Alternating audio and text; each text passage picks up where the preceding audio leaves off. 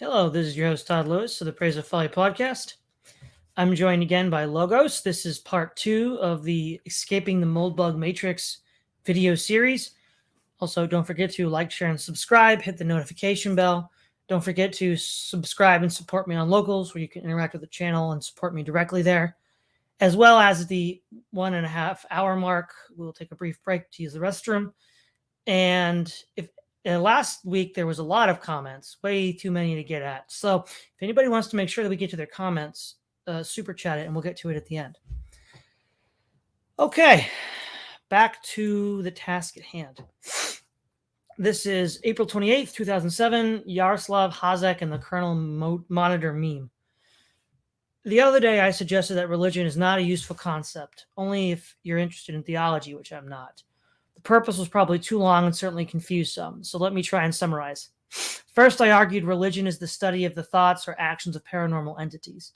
If paranormal entities were observable, they wouldn't be paranormal.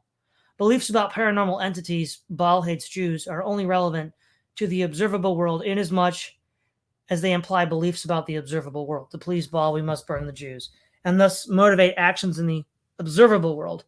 So why do we categorize others' beliefs first and foremost by their positions on the paranormal? Why not focus on beliefs about the real world, which are what actually affect us?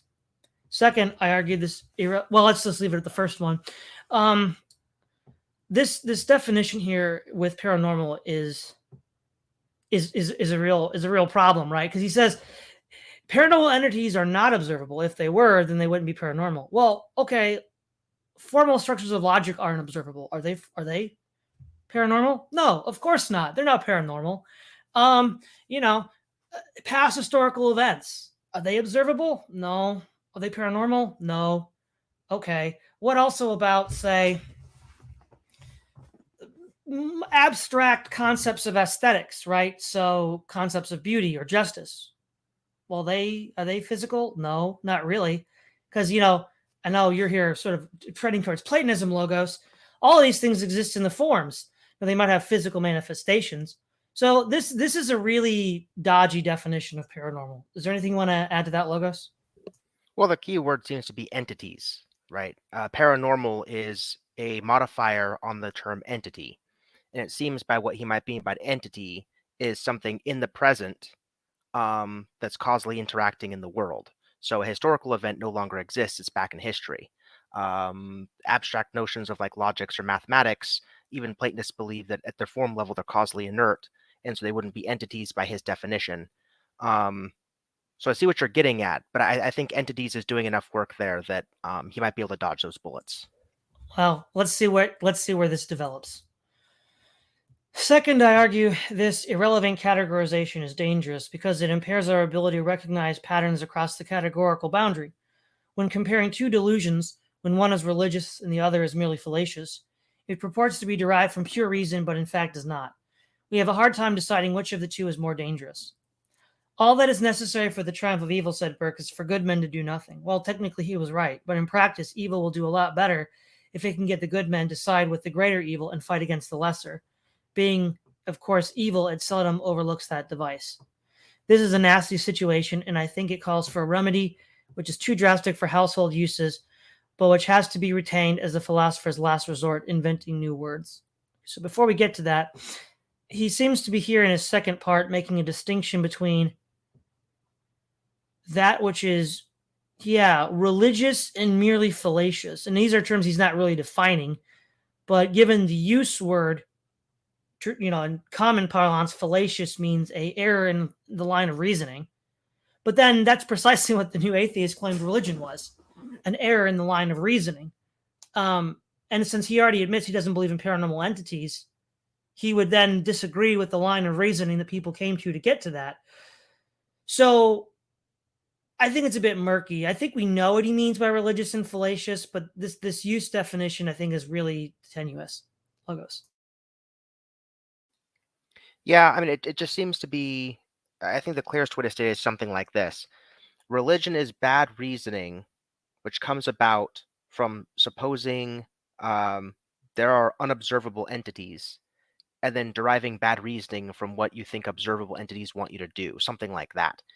whereas fallacious reasoning is just reasoning that comes about by misapprehending or misreasoning about entities that exist, that do exist. So like Marxism, he would take as like a fallacious movement.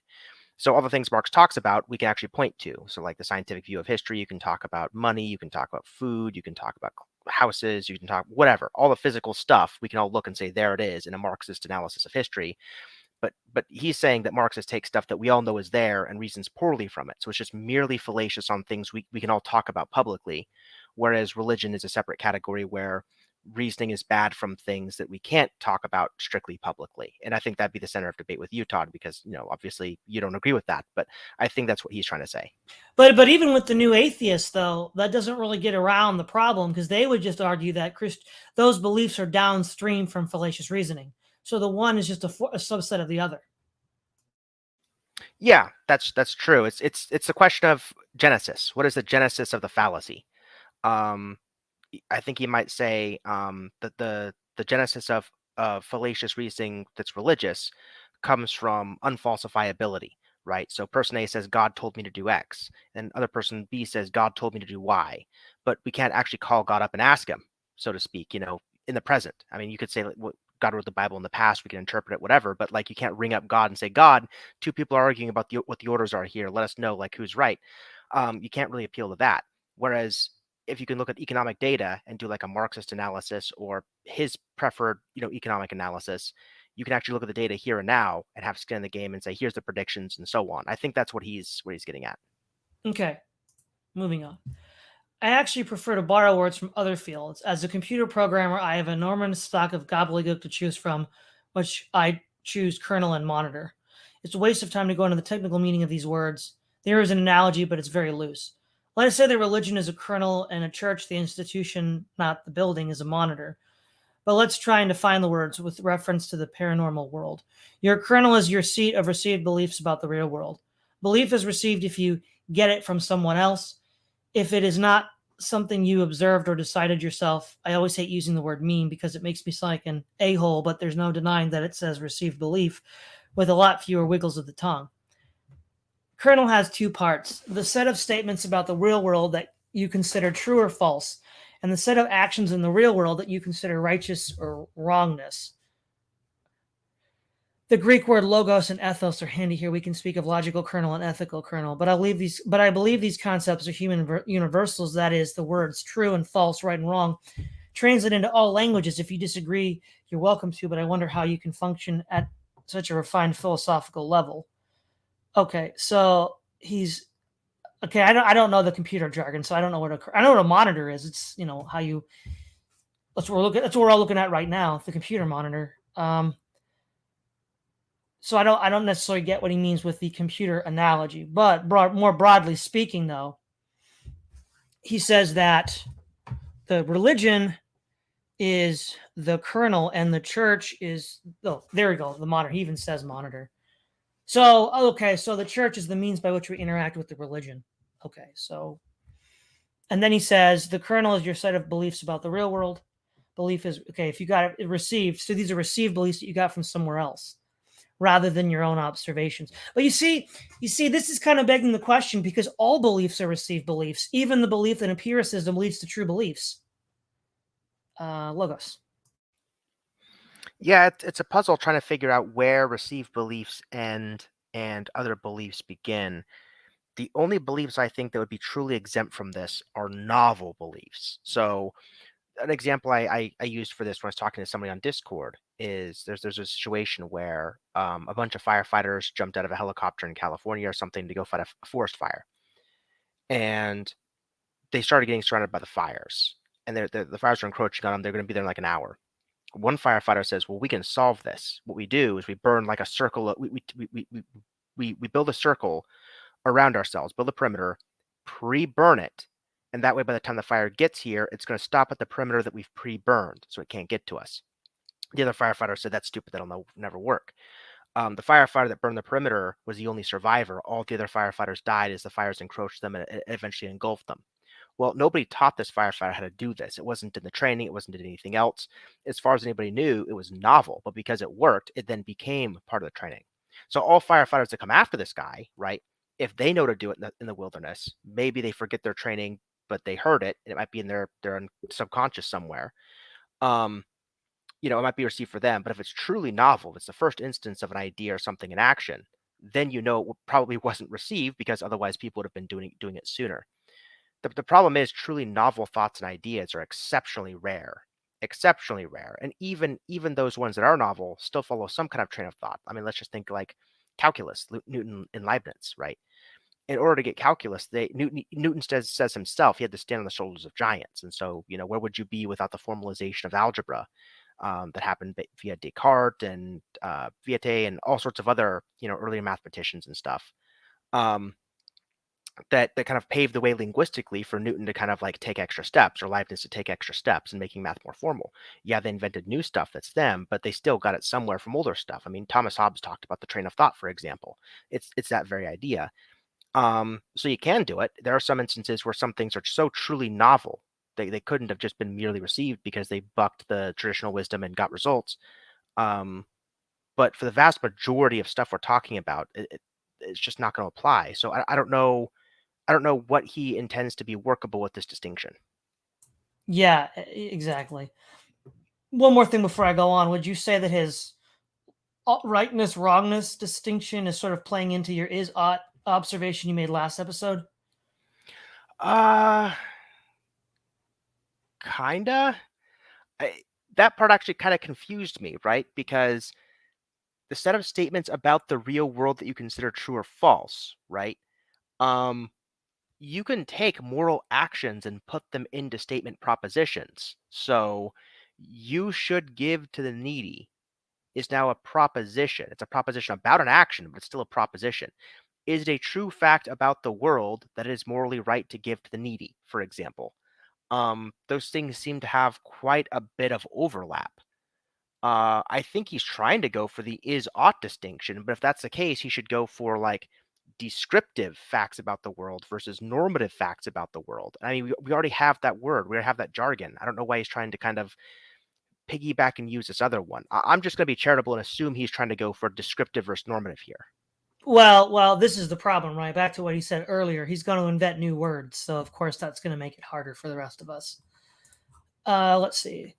The interesting question is, where do you get your kernel? How is it, as it were, installed? Installing memes is a privileged operation. It requires trust. Some people believe everything they hear or worse read on the internet, but most of us are a little sharper than that. You have three basic classes of trusted party: your parents, your friends, and the monitors or monitors which you credit. A monitor is a trusted institution. You apply simple intrinsic credibility to the memes this institution distributes. Trust may not be Boolean. It just means that you are more likely to install a meme into your kernel if you get it from your monitor to which you ascribe some trust level than if you say read it on some anonymous blog. If you ascribe any trust at all to any monitor, you will see credited. For example, I'm not a physicist, so if I have to believe something about physics, I may turn to Lobos Model or Peter White. I trust those people on those subjects of physics, not because I know them personally, but because Harvard was willing to hire the one and Columbia the other. This is pretty strong evidence that Harvard and Columbia are in the monitor business and that I credit them at least on the subject of physics. You may find it interesting to try to describe the kernels and monitors you see in the world around you. Discuss, wanted to say discuss, and now thanks to Blogger I can. But all this philosophy is thirsty work. I could certainly use some Lafroyag, and as a matter of fact, I think I'll have some. Who says it's too early in the morning? I'd share, but unfortunately, the internet series of tubes, though it may be, isn't very good at routing scotch. Okay, so he's just saying that all of this can be boiled down to a trusted institution like a university or earlier a church is where we get a lot of our ideas from. He's only couching this in computer language, and I'll have more to say about computer language later. But at this point, Logos, anything you want to say? Yeah, it seems like he's trying to remake the wheel, basically. Um, Veblen, um, John Kenneth Galbraith, all sorts of people from that tradition spent a great deal of time investigating why we come to get our beliefs. I mean, instead of inventing these new words, I mean, if this is really what he's going for, if this analysis he wants to do, we have words for this. So, habits of thought that people just take to be true, you can just call habits of thought or even institutions, because institutions don't have to be buildings and people. So the fact that people have lawns in their front yard, that's an institution. It's like a system within society that you can predictably like observe.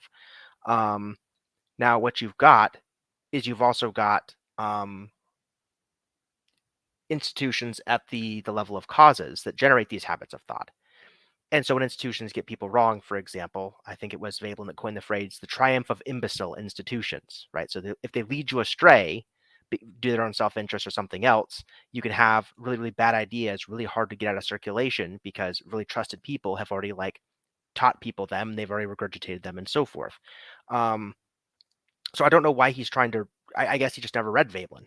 I mean, understandable. I didn't read him until very late in my college career.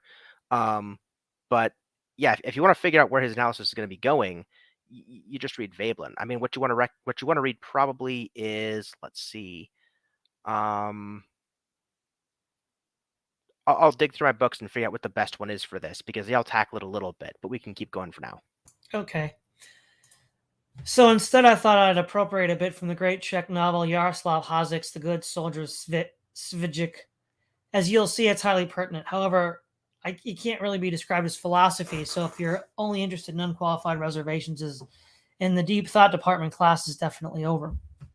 From page 136, in the evening they received a visit from the pious chaplain who had wanted to serve the drumhead mass for the sappers that morning. He was a fanatic who wanted to bring everyone close to God.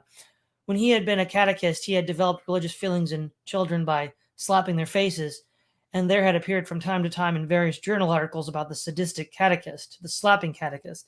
He was convinced that the child learns the catechism best with the help of the birch. He limped along on one foot, which had been caused by a visit made to him by the father of one of the pupils whose face he had slapped for having expressed certain doubts about the Holy Trinity. He got 3 slaps on the face himself, one for God the Father, a second for God the Son, and a third for the Holy Ghost. Today he had come to lead his colleague Katz onto the right path and to have a heart-to-heart talk with him. He began with a remark, "I'm surprised that you've got no crucifix hanging there. Where do you say your breviary prayers? And there's not a single portrait of the saints on the walls of your room. What's that hanging over your bed?" Katz smiled. "That's Susanna and the elders, and the naked woman underneath is an old friend of mine." "Oh, that right, blah, blah, blah, okay." Slavik went away from the kitchen. Could be heard the sound of corks being drawn from the 3 bottles of wine. The pious chaplain was aghast with the 3 bottles made their appearance on the table. "It's a light sacramental wine, brother," said Katz, "of very good quality, Riesling. It tastes like Moselle." "I'm not giving to drink," said the pious chaplain stubbornly. "I've come to have a heart-to-heart talk with you." "That'll dry up your throat, my dear colleague," said Katz. "Have a drink and listen. I'm a very tolerant fellow and can't listen to other views." The pious chaplain drank a little and rolled his eyes. "It's a devilish good wine, my dear colleague, isn't it?" The fanatic said sternly, It has not escaped me that you are swearing." "That's habit," answered Katz. "Sometimes I even catch myself blaspheming." Pour the chaplain out some more Svijik. "I can assure you that I say Himmelherrgott, crucifix, and sacra. I think that when you served in the army as long as I have, you'll find yourself doing it too. It isn't as difficult or complicated, and it's familiar to us clergy. Heaven, God, the cross, and the Holy Sacrament. Doesn't that sound marvelously professional? Drink a bit more, my dear colleague." The former catechist sipped mechanically. It was obvious that he wanted to say nothing but could not. He was collecting his thoughts. "My dear colleague," continued Katz, "cheer up. Don't sit there so miserably as though you were going to hang in 5 minutes' time. I've heard about you, how once on a Friday by mistake you ate pork cutlet in a restaurant because you thought it was Thursday, and how you stuck your finger down your throat in the WC to get rid of it because you thought God would obliterate you. I'm not afraid of eating meat in Lent, and I'm not afraid of hellfire either. Excuse me, please go on drinking. Are you better now? Or do you have progressive views about hell and keep up with the spirit of the times and the reformists? I mean, instead of the ordinary cauldrons with sulfur for poor sinners, there are Papin's pots and high-pressure boilers.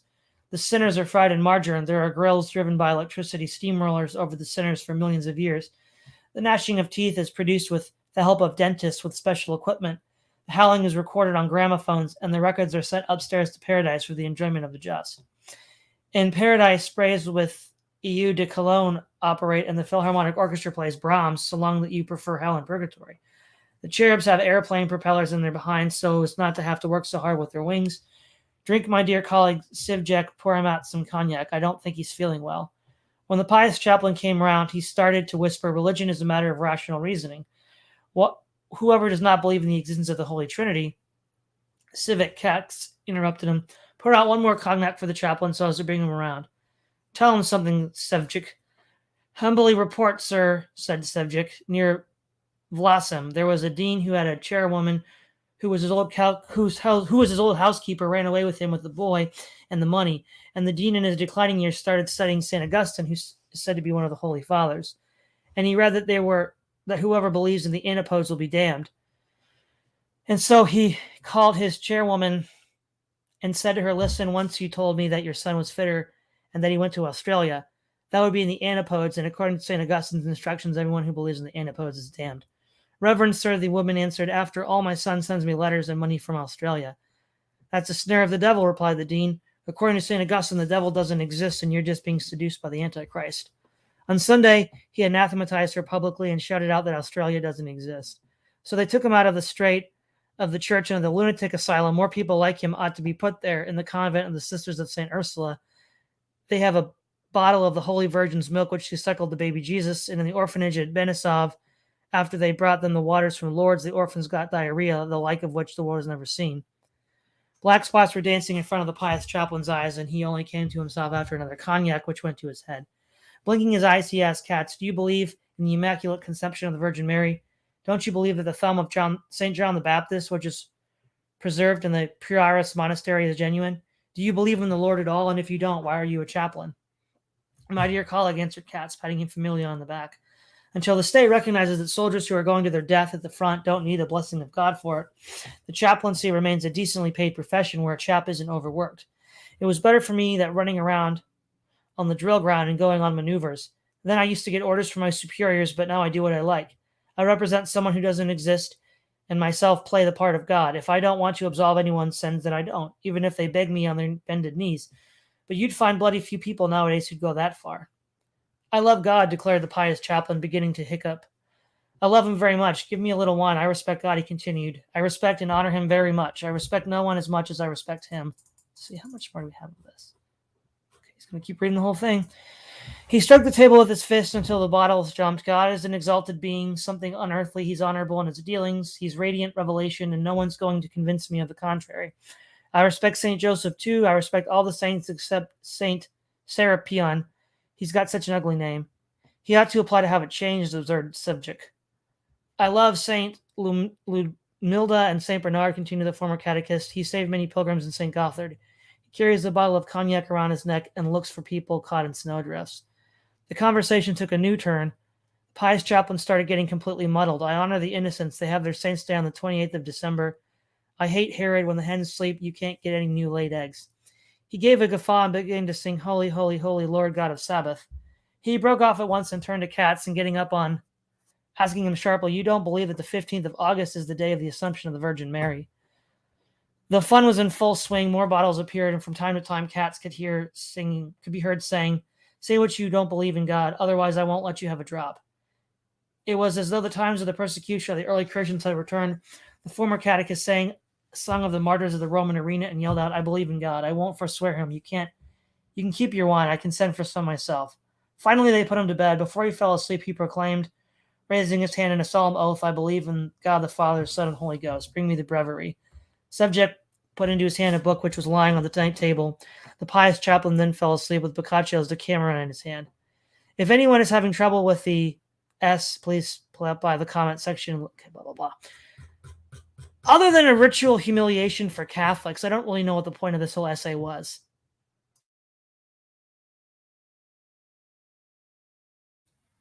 I mean, it just seems to me that he's just trying to say he's trying to put a red pill into the audience that the people you get your information from are fallible. So, the people that were honoring this chaplain who served in the military, this chaplain didn't actually believe in God, yet he was monitoring them with this information. The Catholic priest or whoever that came to observe the chaplain was supposed to get the chaplain on the straight and narrow and make sure he was actually a genuine chaplain. Well, the chaplain that was up to no good got him drunk and got him acting in all kinds of foolish ways because he too was corruptible. And so he's just trying to basically, by analogy or metaphor, explain to the audience how the institutions can become so corruptible. And if ones that are so sacred, such as religion and the like, can be corrupted, how much easier would it be for anything else, dealing with the economy or whatever else? Right. So before we move on, the other thing that I wanted to bring up was this whole casting of acquiring knowledge and epistemology, and then processing that knowledge as a machine. Now, obviously, I've done a lot of videos about the machine, so I don't need to go into too much detail here. But it's a radically flawed and diminished and unuseful way of viewing how humans come to acquire knowledge, and in fact, what a human is, because he puts it into this computer code binary. But when we come to the knowledge of things, it's no way analogous to the way that a computer is programmed by someone else. I mean, first of all, the computer doesn't have choice. We do. Now, granted, Moldbug's an atheist, so he doesn't think we do. But then that begs the question, if we are computers, who programmed us? Because by using the name computer, he's already insinuated a programmer. It gets really muddled really fast. Is there anything else you want to say on that, Lucas? I don't think you have to bring the question of free will into it. You can still use this analogy and still be agnostic on the question. I mean, to put this in Veblen's terms, right? Here's the question, Todd. Here's the paradox. Most people have lawns in their yards instead of, I don't know, easier to care for clovers or similar things to lawns or gardens or other utilities. They just have these vast area plots of land that just house green grass, and they pay more per acre for their house based on these properties that just house green grass. Okay, now ask them why they do it. Why of all the things you have in your yard, why a lawn, right? Now, on the one hand, they have free will. They chose to do it. On the other hand, I bet you most of them couldn't tell you why. They're just going to say something like, well, it looks nice. It's like, well, 30 years ago, I think, not 30 years ago, probably in the 30s and 40s by now, people would have been like, well, gardens look great. Nature looks great. A well-tended garden is great. It shows hard work ethic. It shows utility. It shows all the stuff you can get, right? But then, like on a dime, everybody's growing lawns, and nobody can explain why. Why do you mow your lawns? Well, if grass gets too tall, rats and stuff can get in them. But most people don't even think about that. They just do it. And so the paradox seems to be that despite people having the ability to choose whether they do or not, people seem to act without thinking on received wisdom. Dad teaches son, good green lawns make your house look pretty and up its sale value, and here's how you take care of them. Son grows up, does what his dad tells him, then tells his kids, right? And it's just automatic. He's so busy with raising his own kids, going to work, whatever. He's just doing what his dad taught him about yard maintenance. Doesn't mean he lacks free will in being that's how he manages himself. It just means that he lacks true free will in the sense that he's not rationally deciding to have a lawn rather than something else and care for it rather than something else. So even if you have free will, there are some things you do on autopilot because you just don't think about it. And there are some things that you do because you've rationally considered. And I think Veblen, Moldbug, and people investigating this are trying to look at the latter claims, the things you think about without rationally investigating, and just go with the flow. Right. But the earlier point that I was making is that the way that a computer is updated with new information is not in any way analogous to how a human is updated with new information. And that's where I argue. No, that's his underlying materialism, but that's what I think is just manifestly not true. I think in some situations it is true, like with the lawn example, right? You're a kid, you've probably never seen a lawn before. Your dad just tells you, here's a lawn, here's how you take care of it, here's how you upkeep it. And you grow up just thinking lawns are valuable. You go to another culture or something, lawns aren't valuable. You probably get culture shock because you were just taught as a kid that lawns are valuable and you just picked it up in the background information of your brain. So it's not the case that for all things we process and learn this way, but for a good chunk of received social wisdom, I think there's a really good analogy between how we and how computers just kind of pick things up.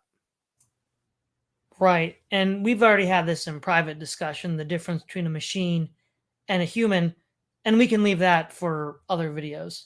So we'll move on to the next. Journalistic independence. Well, this is a short one. April 29, 2007. All decent, reasonable men are horrified by the idea that government might control the press. None of them seem concerned that at all that the press might control the government. I guess that's his aphorism. I think it's more likely that technicians control the government, but sure, I guess. Logos? Yeah, I mean, what he's getting at is the fact that politicians, at least back at the time that he was writing, just acted based on the polls, right? I mean, think about the time where, Barack Obama was, either agnostic or against gay marriage, but then the polls swung and he was for it. Hillary Clinton did the same thing. Um, and so whenever the press can manufacture consent by browbeating people with a message until polls go a certain way and the politicians go, oh, well, we got to follow the polls. Um, that I think is what he's worried about with the press control in the government, because the press becomes an agenda pushing institution, and we've kind of seen the fruits of that in current year, I would say. Right. And of course, this is eventually going to evolve into his concept of the cathedral, because in reality, all of these are the same people. So, for example, Lyndon Johnson's, vice president was at one point president of Ford Motor Company, and then he was, orchestrating the Vietnam War. Then he was, working for the World Bank. So, it's a revolving door for all the same people. Paul Wolfowitz did a lot of the same things under the Bush administration. So they're not really different people. So keep going. Terminology in an open floor, April 29th, 2007.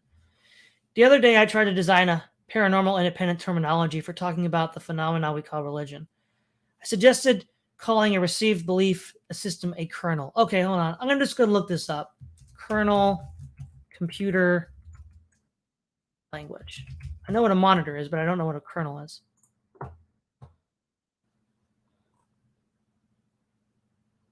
What is a kernel? Is the heart of the operating system and controls all the important functions of hardware. This is the case for Linux, Mac OS, and Windows smartphone servers and virtualizations like KVM. So then is Moldbug then using the kernel as a substitute for soul in this context? Yeah, I think it's just using it for any of the things that you do unconsciously without thinking about it. Mm-hmm. So like if you're put in a room somewhere and it's just like, where does your mind wander? Do you prefer football? Do you prefer chess? Do you prefer lawns? Do you prefer this? If you're not rationally saying like, I choose to care about X, Y, or Z, something in your background processes is kind of like drawing you, at least at first glance, to certain things. I think that's what the kernel is for him. It's like the underlying stuff in your brain that breeds familiarity in your environment that kind of like drives you to care about certain topics. Okay. And an institution that transmits receiving beliefs, a monitor. On further reflection, I don't like monitor. Too many things are called monitors. And in case anyone cares, what I meant was not the square thing that sits on your desk and shows you my blog, but a virtual machine monitor, an ancient, rather mainframey terminology. But I'd rather go with a hardware analogy, repeater. He says, see the wiki. So what does he mean by this? A repeater is an electronic device that receives signals and transmits it. Okay, like a radio tower. If any one of my readers, perhaps 2 or 3, have stuck around for the Andrew Lanch, has any better suggestions, I'm certainly open to them. Unqualified Reservations is not really an outlet for my deranged extremist rants. It is a community of individuals whose goal is to learn, grow, and change together. Please let me know if I'm laying it on too thick. So a religion is a kernel and a church is a repeater, but not all kernels are religious and not all repeaters are churches. The interesting question then becomes, how do we separate repeater and state? The floor is open for your comments. Also, in case you have any large chunks of text from obscure Eastern European novels to paste into the window, this is not allowed. It is encouraged. So he's done something subtle here, right? Kernel is in his, as he set it up, is that thing that we have that we just take things in without thinking. So he's now not all religions are kernels, but not all kernels are religions, but all religions are kernels. So what Moldbug is saying is that religion is just something you don't think about, which obviously a lot of people, including myself, are going to object to that. Yeah, I think a way of thinking about it might be just this. I think what he should say is, if religion is a kernel for a particular person, then the church would be the repeater. And the target of that would be the people who don't critically think about their religious beliefs. They just go to whatever church they were raised in, get told background information, and move on. A good example of this, Todd, would be like the Catholics that you argue with, or the Eastern Orthodox. We're doing the Church Father series, for example, and they have beliefs about how church structure should be, or things like that, that's received wisdom. well, did they rationally investigate the history of the church and all this stuff? It's like, well, no. If they would have read Justin the Martyr and people like them, preceding him, they'd see like a radically different view of church organization, as we just got done talking about. But they didn't rationally investigate it. They're not taking the beliefs via their own volition. They're taking them on as received wisdom. And so I think it's unfair of him to paint all religion as a kernel. And so I would just say, if a religion is a kernel, so if you're the type of person for which religions to kind of receive social wisdom, then the church is the one that's repeating it to you. Sure. No, yeah. So I agree with you that there are people like that, and that religions can be a kernel in this sense. But the kind of qualification that you made that I agree to is not being made here. That's the point. Oh yeah, we both agree he was in error. So it's yeah. He's wrong. Okay. Here's how he should have fixed it. Well, the other thing is too. Well, let's see. Okay, well then this begs another question, and maybe he'll get to this in future blogs. If the repeater is just that signal tower that sends us stuff that we accept without thinking, well then the stuff that we do think about, where are we getting that from? What's that? Yeah, he made that distinction. He made the distinction between the things that we don't think about and the things that we do think about. And this is supposed to be an investigation to the former kind. And the latter kind, I guess he's looking for a different analysis. But this is where I said earlier, or we said earlier, that it's really hard to distinguish between received wisdom and actually novel things, because actually novel things are actually quite rare. So there's plenty of stuff that he's saying here that he's taken for granted. So for example, Veblen and Galbraith, in their own way, did a whole bunch of social memes that people know about, but they don't attribute to those authors. And so if those are saying in the back of his head while he's mulling over these thoughts, and he's kind of reinventing the wheel on these people when he writes this essay, then he's regurgitating received wisdom, but he's mistaking it for volitional novel wisdom, right? He just doesn't know the difference. And this is where it's going to come back to bite him. Yeah, but there's also technically 3 categories of thought here, because I was thinking about what you said. So there's the things that are received wisdom that we just have without thinking, that are given, say, by the church. Okay. But there could be a person who has thought about something from a repeater, and he happens to agree with it. And then there's somebody who gets his ideas from something that isn't a repeater. And so what Moldbug seems to be doing is collapsing 2 groups into one, because it doesn't follow necessarily that just because you got it from a repeater, you didn't think about it. It could be at some point later in life you thought about it, and then you believed it to be true. Yeah, if that's the case, then you wouldn't be in the former category. But he only gives us 2, but there's actually 3 at least. Okay, so the 3 you said were you receive it without thinking about it. Yeah, the people we just talked about. Yep.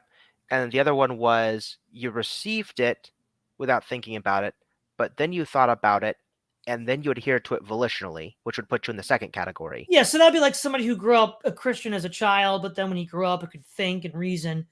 He happened to then be convinced by the arguments made by that. Maybe he even abandoned it and then came back to it. Yeah, that too. Exactly. Yeah. So at that point, it would transition from mimetic to volitional knowledge, because he actually sought it out and agreed on its own terms.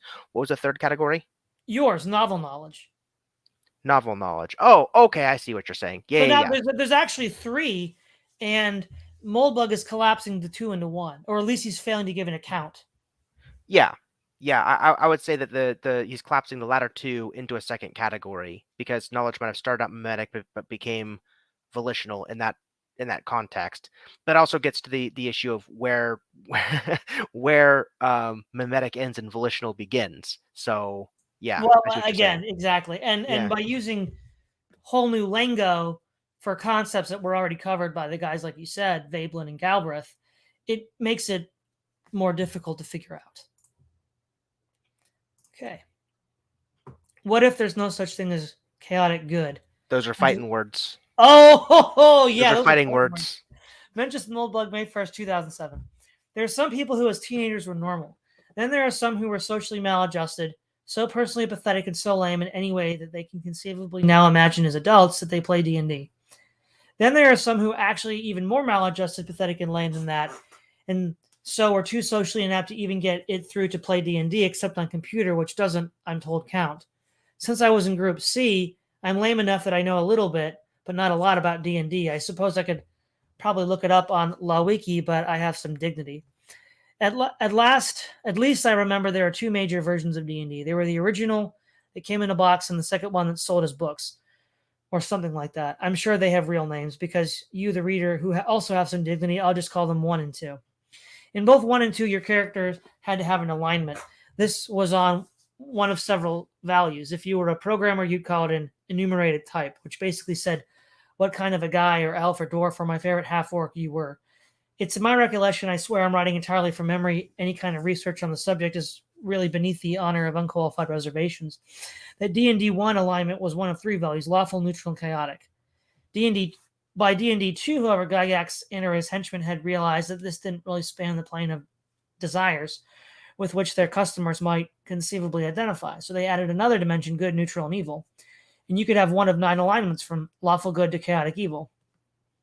Typically, of course, your average role player went straight for chaotic good. At least this is my recollection. I have no numbers, and if I did, I would delete them immediately.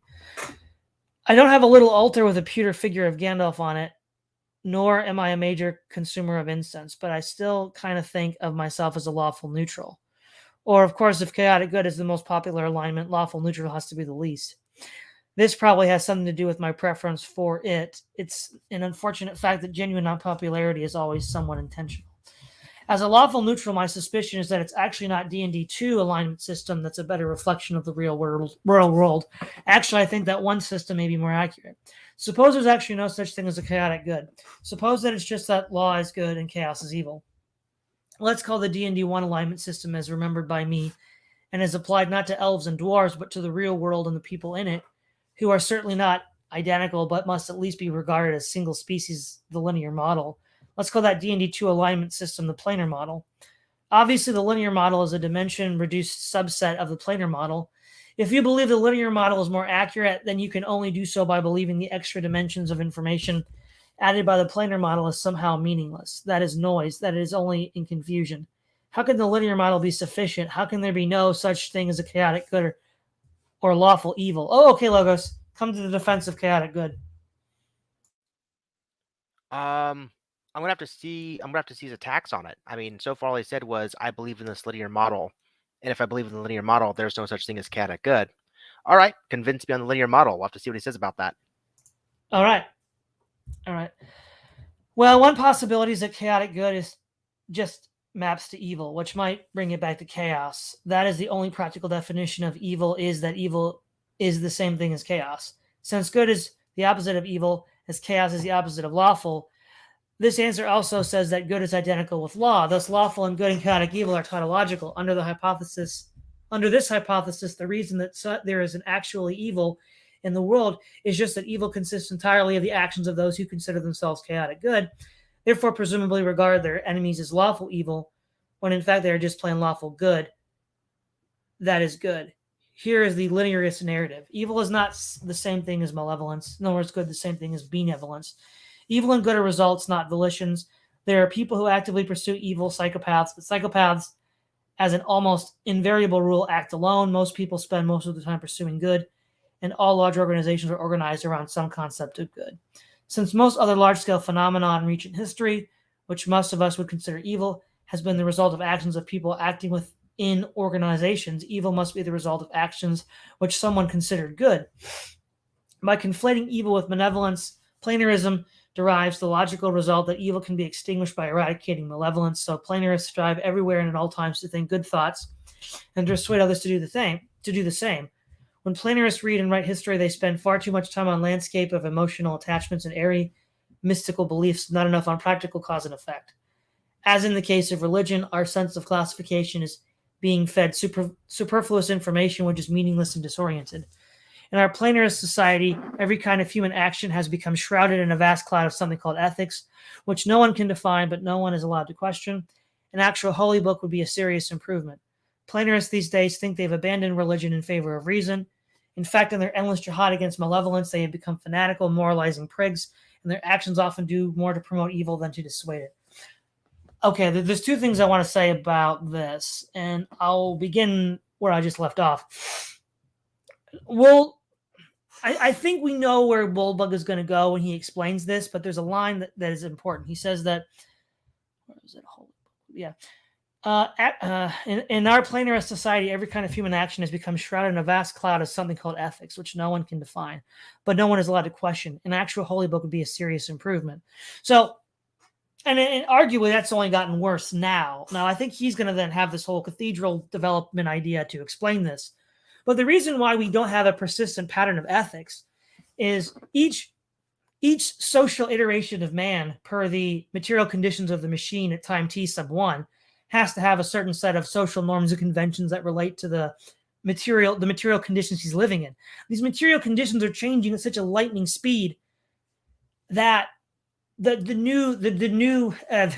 new social norms are accelerating, and they're all just sort of collapsing into an instant, which is what Toffler called future shock. And so whatever else we're going to see with the cathedral, this idea of technology imposing social norms on people to then relate to it. But since technology is changing so fast, so are the social norms, which then leads to this galloping gurney of indefinable ethics. In light of also my discussion last night with Oro's post, since there's no one actually in charge of the machine, because there's too many moving parts, too much technical knowledge for any one person or any group of people to understand, no one's in charge of this shift in ethics.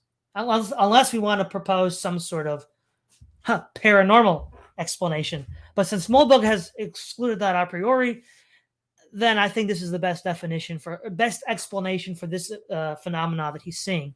But the other thing that he mentions is he says, chaotic and evil are the same. And he says, but you see, here's the thing. Chaos, as I understand it in the D&D universe and in just general casual discussion, especially think of like chaos theory from Jurassic Park, chaos is just indeterminacy. And of course, Moldbug is a tech bro. Moldbug probably watched Jurassic Park. He probably is aware of, the new atheist physicist guys talking about this. And I just don't think you can make any meaningful claim that indeterminacy and evil are the same. And why? Why would you make that claim? It doesn't make sense. Okay, so go ahead, Logos. Yeah, there's a lot of layers of problems with this. The first one is his attempt to get rid of all of ethics, which we analyzed in the first part of the discussion leads to a lot of problems. If ethics are a part of the human condition, even if you can't fully understand or define them, there's no getting rid of them. That's just the first part. But instead of rehashing that, what I would like to do is defend the current system by removing ethics from something entirely. Let's think about a company. And let's suppose you have like a salesperson for a company or a customer service rep. It's a better example. You have a customer service rep for this company, and customers call.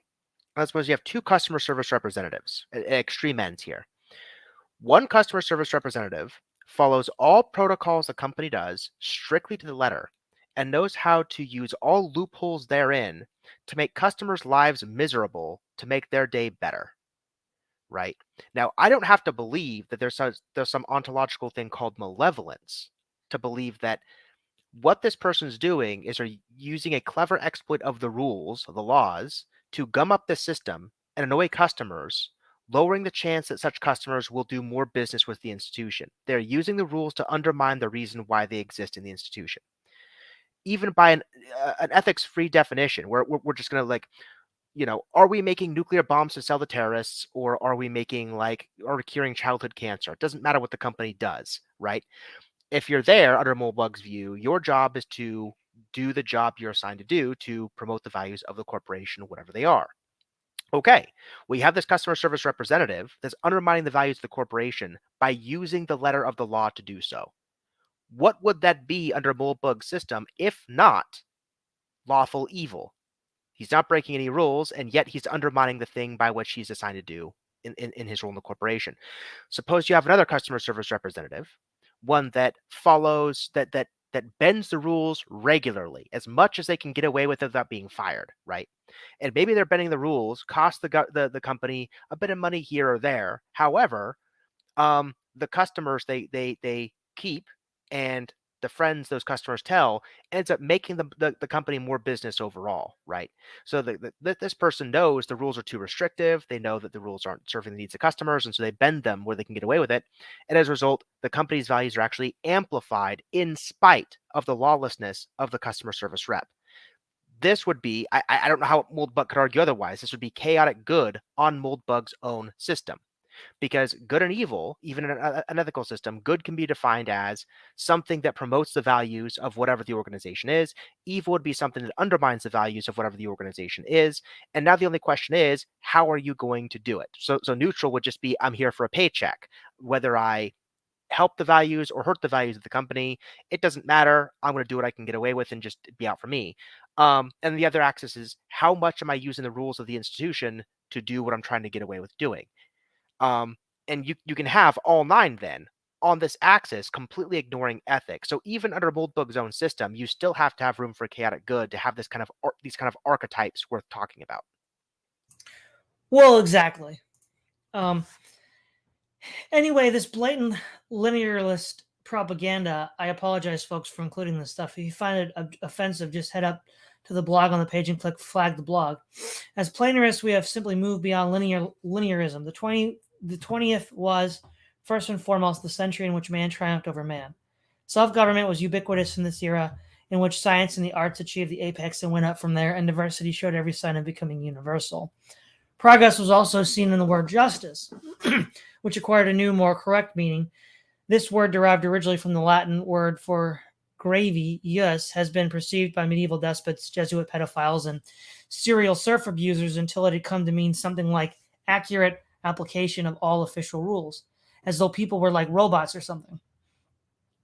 We have restored the word by replacing it with a new concept, which has been fully rebuilt to its original meaning, something to differentiate the two. We call it social justice. Social justice is making sure the gravy all goes around, which is, of course, the original Roman meaning. Note that Rome survives to this day. For example, our theory of philosophical treatise is a book called A Theory of Justice. The august tome does not countenance the medieval corruption in which justice was held to mean no more than accurate application of the law. By justice, its author means social justice and nothing else, and this usage is now general in the English language, which is fortunate in that it can express this critical concept in such a mellifluous and succinct way. It certainly has no need for its predecessor, which never made sense anyway. Social justice, of course, is the same thing as chaotic good, so anyone who's against chaotic good must be against social justice, which is just justice. So linearists are enemies of justice. Clearly, we should be on the alert for these people. Anyway, obviously, I'm a damned linearist. I'm probably going to hell. If you're a planarist, I promise to stop trying to yank your chain. It's not polite of me. Because the planarists are benevolent. Most people want to be chaotic good, not chaotic evil, because they are benevolent, not malevolent. The problem is that the relationship between benevolence and the good, and that between malevolence and evil, are not strong. So by using the words good and evil to mean benevolent and malevolent, planarists distract themselves from real problems and real solutions. In the UK, between 1900 and 1989, as the concept of social justice moved from being the program of political faction to a universally shared idea, the crime rate number of offenses known to the police per capita rose by a factor of 46. That is, it's not the crime per capita went up by 46%. It's that it went up by 4,600%. The number is now back down to 37. No one intended the result. No one in 1900 was saying, following our program, build the New Jerusalem and wonderful things will happen. Oh, except the crime will increase by a factor of 46. I'm not a huge fan of statistics. History provides no controlled experiments, and expecting data from uncontrolled experiment to tell you something is the epistemic equivalent of barebacking. But I suspect the trend in crime has something to do with those parallel bull markets and planarism. Chaos, after all, is chaos. I mean, we've already talked about last week the problem of ignoring moral language, because then, I mean, nobody has power just for power's sake. And even earlier, I think it was in this particular blog or an earlier blog that we read, it's, he says that these people act for some end, some good that they perceive to be good, which is what Aristotle says. Man acts for some perceived good. But you see, the problem is, while it is true that people can do evil things with it, they believe is in the pursuit of the good, and that, on a technical sense, Moldbug is correct when he says that, the problem that he's exposing here is the fact that in his mind, social justice is a meaningless concept which is invented to muddy the waters up. And, justice is something we can't look at, critically, and it's always changing. Yes, it's always changing because of technology, because people have to relate to new technological positions. And being in the tech industry, Moldbug was actively facilitating the increase of the rate of change or future shock. So really, what Moldbug is saying is he doesn't like the results of what his profession does. Logos.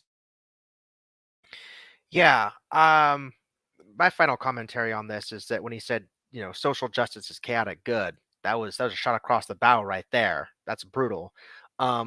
It's not clear to me that social justice is chaotic, especially in its use today. A large part of the concerns of social justice. Okay, so here's the question, right? How do you know if the gravy isn't being spread all around, to use his Roman terminology here?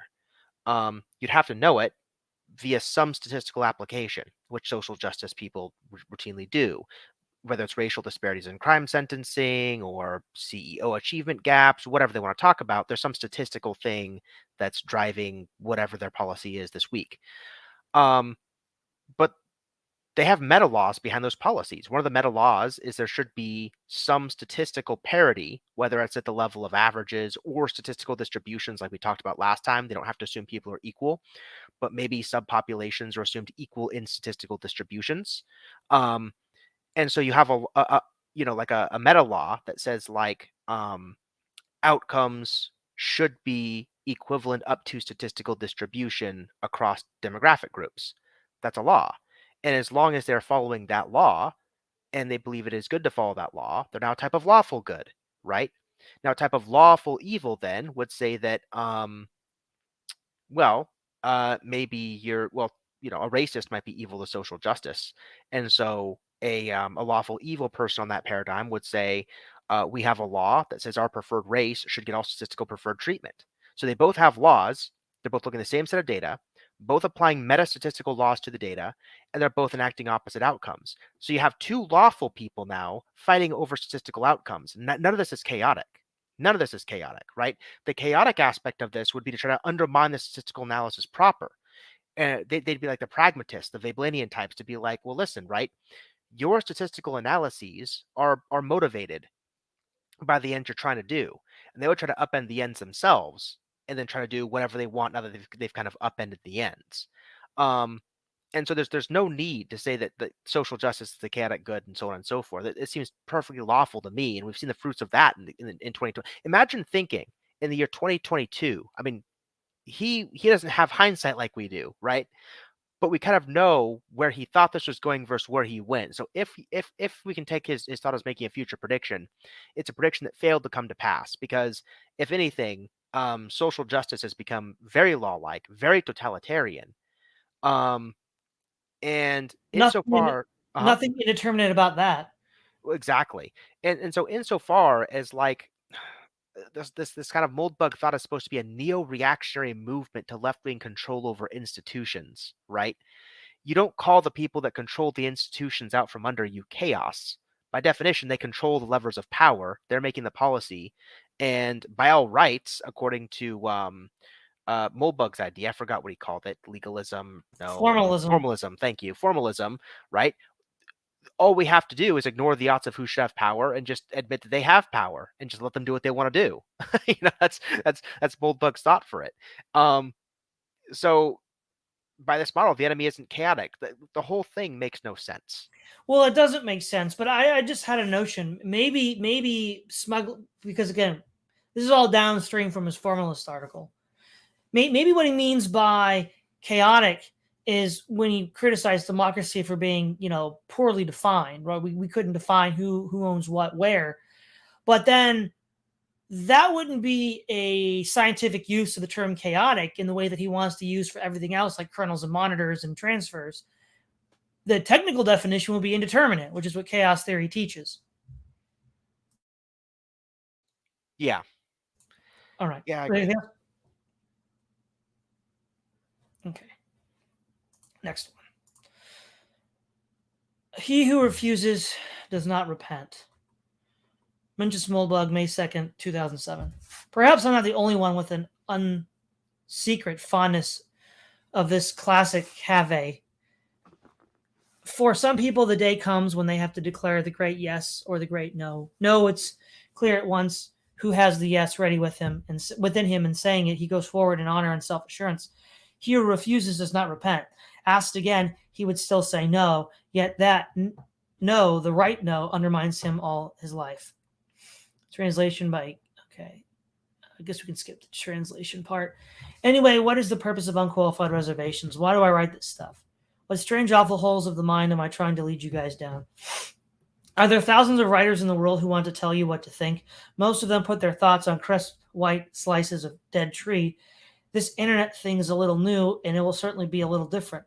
But for the moment, most bloggers would still be ecstatic if you offered them a book deal. In the last 60 years, in a way that's rather unique in Western history, the business of communicating ideas has become quite well organized. Journalists and professors are all associated with what is essentially one large institution, the Preston University system. There are few, if any, ideological quarrels between major universities or between the universities and the mainstream journalism. Even in the heyday of Pio Nono, the intellectual diversity of the Catholic Church was probably a good deal higher.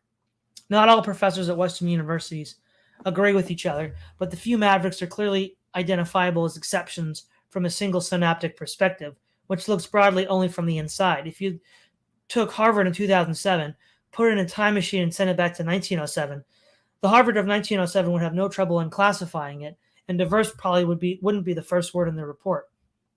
There is a competing system of right-wing think tanks which do show some intellectual differentiation.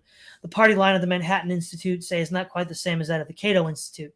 But compared to the university system, the think tank circuit is tiny and weak, and compared to the intellectual cosmos of previous periods in Western history, it's simply laughable. Not even the most fanatical booster of the Heritage Foundation would compare it to, say, Oxford. And there are still some writers who are not, for some reason, professors, but as long as they're involved with the actual publishing industry, and if they're not, they really shouldn't be presuming to the title of writer.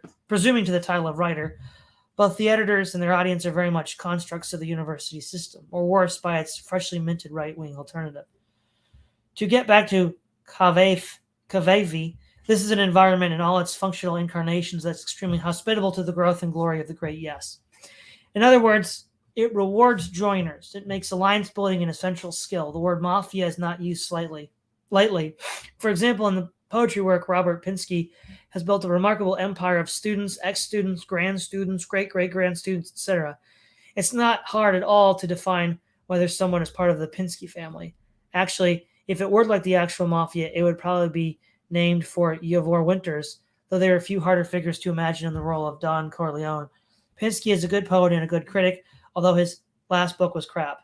But there are other families and other godfathers, and the same can't be said of all of them. Of course, Kafavi was right. There really is a place in the world, an important essential place for the great yes. A world of nothing, but a great no is a horrifying prospect. The consensus, the mainstream labels, all go forward in honor and self-assurance. Nevertheless, if there's one thing you won't find at Unqualified Reservations, it is the great yes. There's not much honor or self-assurance either. Not that I delude myself that I have the great no. I have my no, that's all. What I'm trying to assemble here at UR is a view of the world we live in that is genuinely alien, at least as genuinely alien as I can make it. By alien, I just mean strange, different, or unfamiliar. Though if there really were some kind of invisible alien journalist circling Planet 3 and putting out a report on the interstellar mojo wire every century or two, I'd sure like to get my hands on it. An alien perspective is useful because it is not, at least not obviously influential by the ideas that are loose in the world today. I try very hard not to be concerned by the popularity of opinions, whether mine or others. I simply do not consider popularity a reliable indicator of accuracy. In fact, it is often a counter-indicator. As Orwell noted, the hardest part of thinking clearly is recognizing false assumptions that are universally held. Okay, he's going to get more into this, but I've got quite a few things to say at this point. So one, Moldbug is saying is for the general working of society, we need to have people that more or less all get along on certain issues in theory. But then, of course, he's sort of building this insurgent movement against it, the current one that he's living under, so maybe not. Or maybe he just wants to have his own version. And then he postures himself as the alien, the outside observer. And again, I find this really rich, right? This is a guy living in the tech bubble. he talks that's the most embedded part of the system. That's the system itself. That is the beating heart of the system. Far from being an alien, he's in the heart. So this is just, there's a saying in the alt-right, the people who are in power are the people you can't criticize. Well, the people you can't criticize right now are the technicians and the computer programmers and the engineers, partly because so many of them are in the dissident right as it is.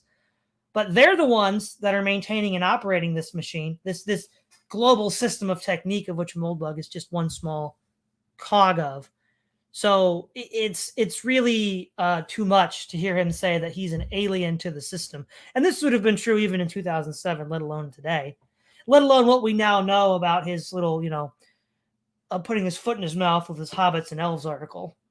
And then second of all, to be truly alien to the modern technical society, you'd have to basically chuck out everything past the Enlightenment and really actually believe in these older principles of intuition and religion that many on the DR purport to believe, but under closer examination don't, because of their separation from both the material conditions necessary to develop them and from the literary traditions handed down to us.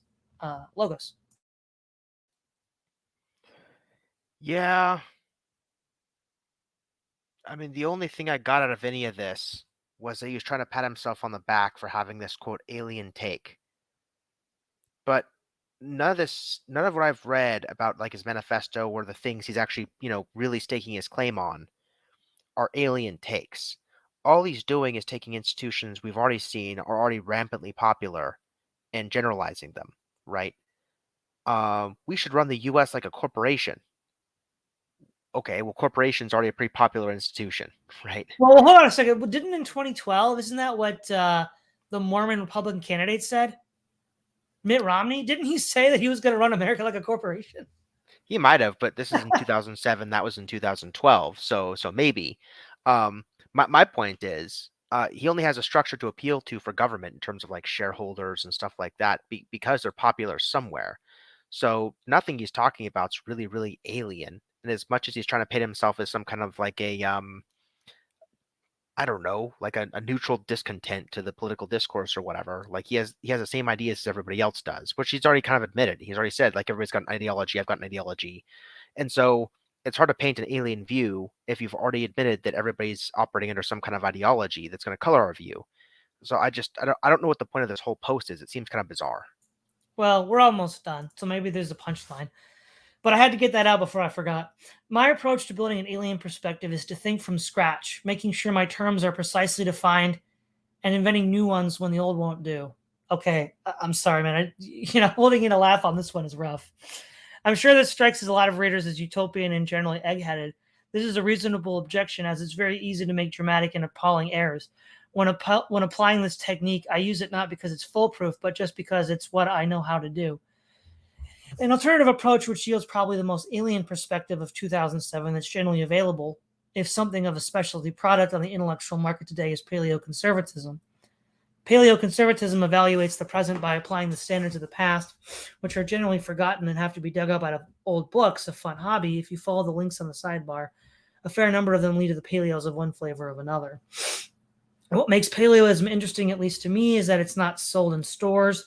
There is no institution to which one can go in order to receive a sound of paleoconservative education. Most of the people in the idea trade would simply deny that such a thing existed. Safeway will sell you a whole salted rhinoceros head before Harvard will teach you that Lincoln was a tyrant. But the paleo perspective frustrates me in many ways. It often seems to go out of its way to be inaccessible to the uninitiated. It has the kinds of Einsenstrund Neubauten, more industrial than thou feel it. Sometimes I feel it's Daniel Larson, for instance, actually does want to reestablish the Byzantine Empire. Not that he thinks it's a realistic project, but if it was, would he oppose it? I certainly would be. I mean, I feel like this paragraph right here is actually a reflection of himself. But we'll keep going. We're almost done. I would like to think that the way I look at 2007 is the way that most people in 2107 will look at it. I have no illusions of historical determinism, though in considering the bizarre views of 1907, which most educated people of 2007 hold, I'd be unwise to make any such claim.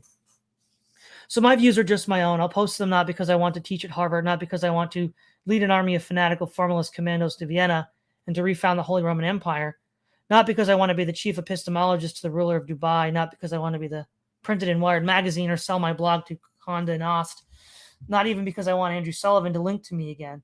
Not that I would reject any of these opportunities, but in fact, the only reason I'm blogging is because a few people who had probably had too much to drink asked me to. You know who you are.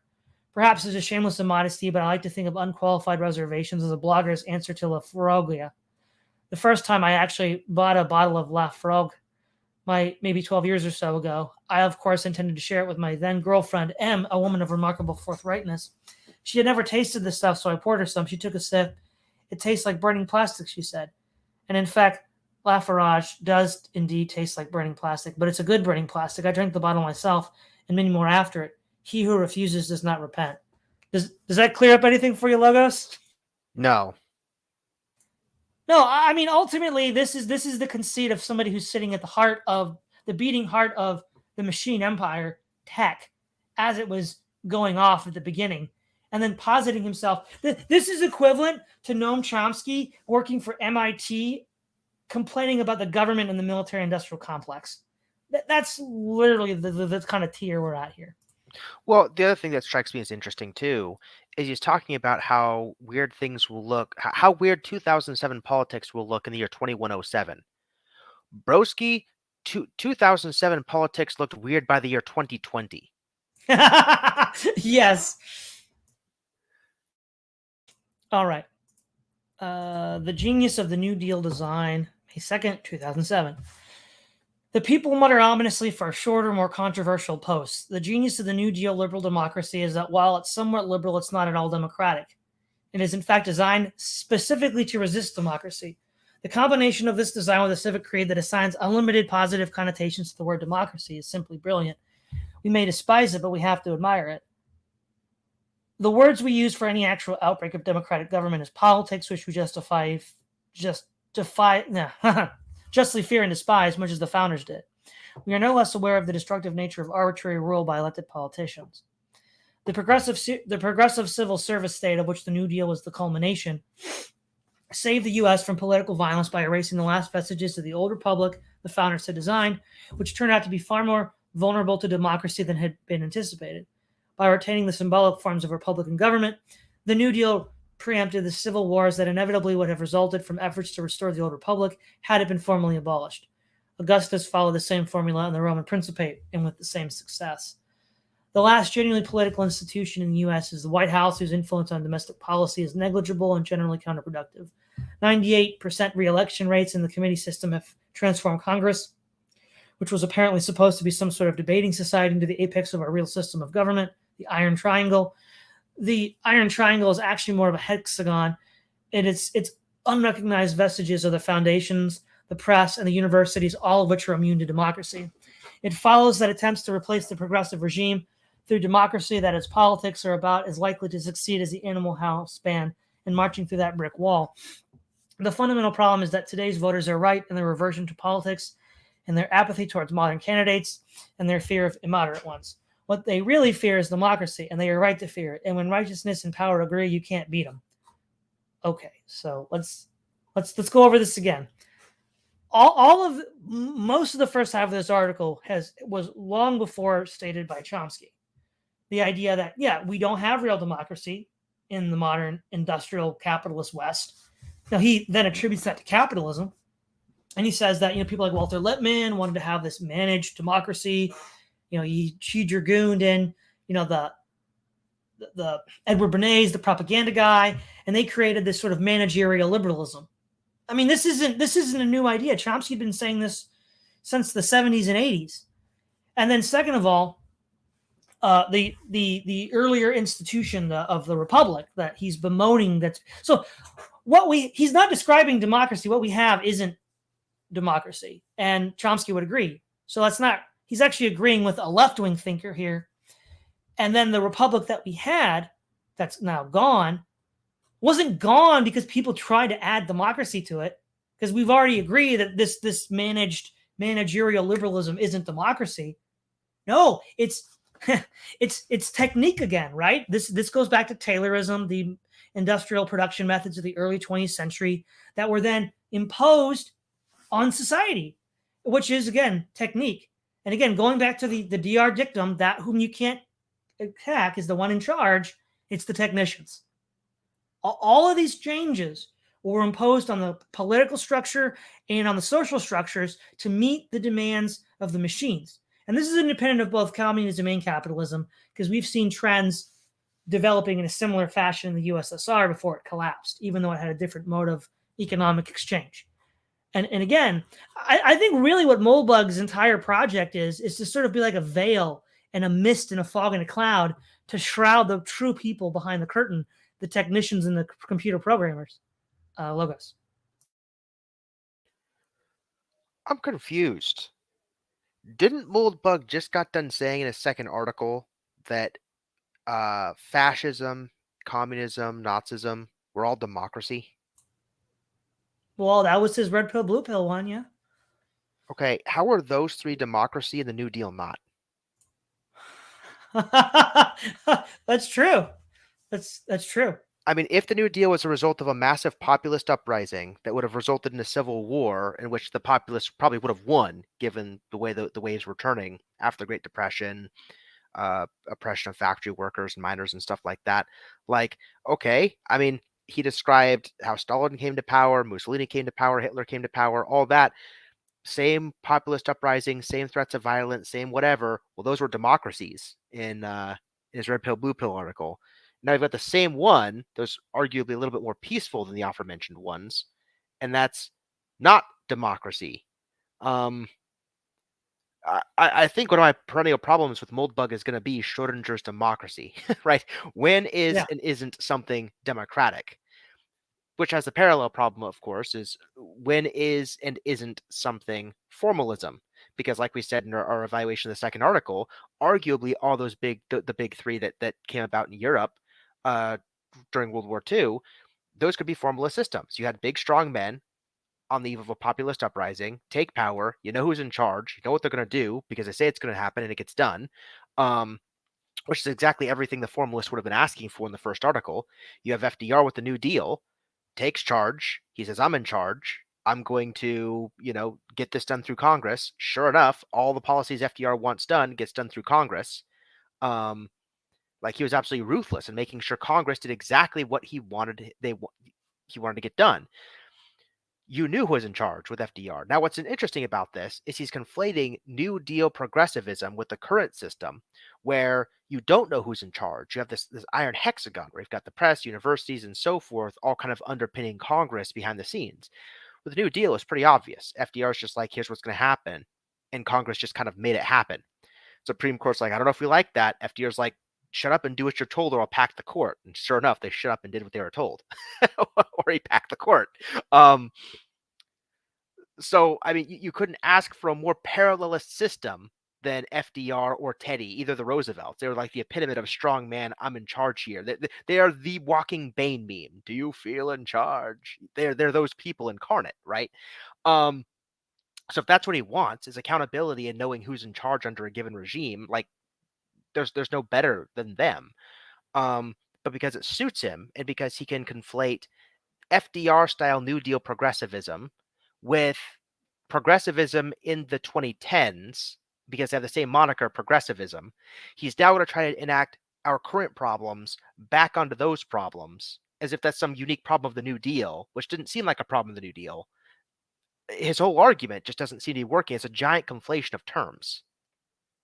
Well, remember in the last article or the one before that we read, he talked about how ethics isn't defined. It's almost like, well, I mean, he actually is a reactionary because he's reacting to the left, but he's already explained the left's terminology is gobbledygook.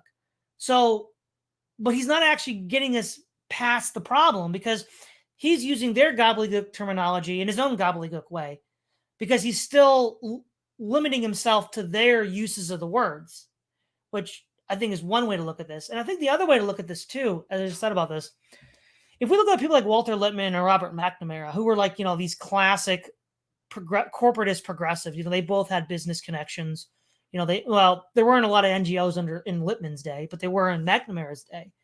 And they were both on that Democrat progressive line from Wilson to LBJ. And, they represented this sort of technocratic elite that was in business and NGOs and in politics from these old families. Really, what Moldbug is he's an insurgent technocrat elite. It's like he's because they were rooted in industrial capitalism, managing factories. So, for example, McNamara was a president of Ford Motor Company. That's classic old school industrial production. This is now the digital economy, and so this is sort of like the digital economy. Moldbug is sort of representing that and so it's not fundamentally different than Lippmann or McNamara. It's just the next iteration, and he wants those people to get out of the way as fast as possible because in his mind they're already obsolete. Sounds about right. Okay, moving on. Two kinds of repeaters. Well, this might get back to the question we had earlier, Logos, about the three sources of knowledge, but we'll see. May 5th, 2007. A little while ago, I noted that beliefs about the paranormal world can't directly motivate actions in the physical world. The proximate motivation of any physical action must be some belief about the real world, because past Mises, any action implies some attempt to change the world state to one the actor considers preferable. So real-world principles which depend on the paranormal, such as separation of church and state, are suboptimal by definition. Any real-world problems they could prevent could also be caused by non-paranormal belief system against which such a rule is no defense. Okay, this first paragraph, I just have to say, this is totally bogus. Of course, one might act without the attempt to desire an external change in the world. For example, amongst a lot of religious traditions, and especially in the Eastern tradition, with the Vedas trying to escape Maya through moksha, you take actions to change your internal disposition so that you have a greater level of awareness and understanding. And if you come from a faith tradition that doesn't believe in free will, then you justify taking actions as a way to come to terms with the way things are. So this is just completely rigging the game in your favor in a way that's just really, I think, almost like playground level.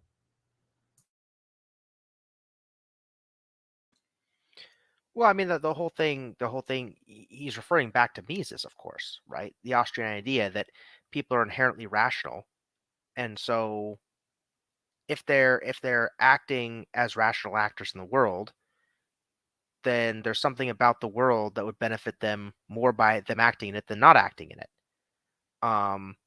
So basically, what he's going to have to assume here,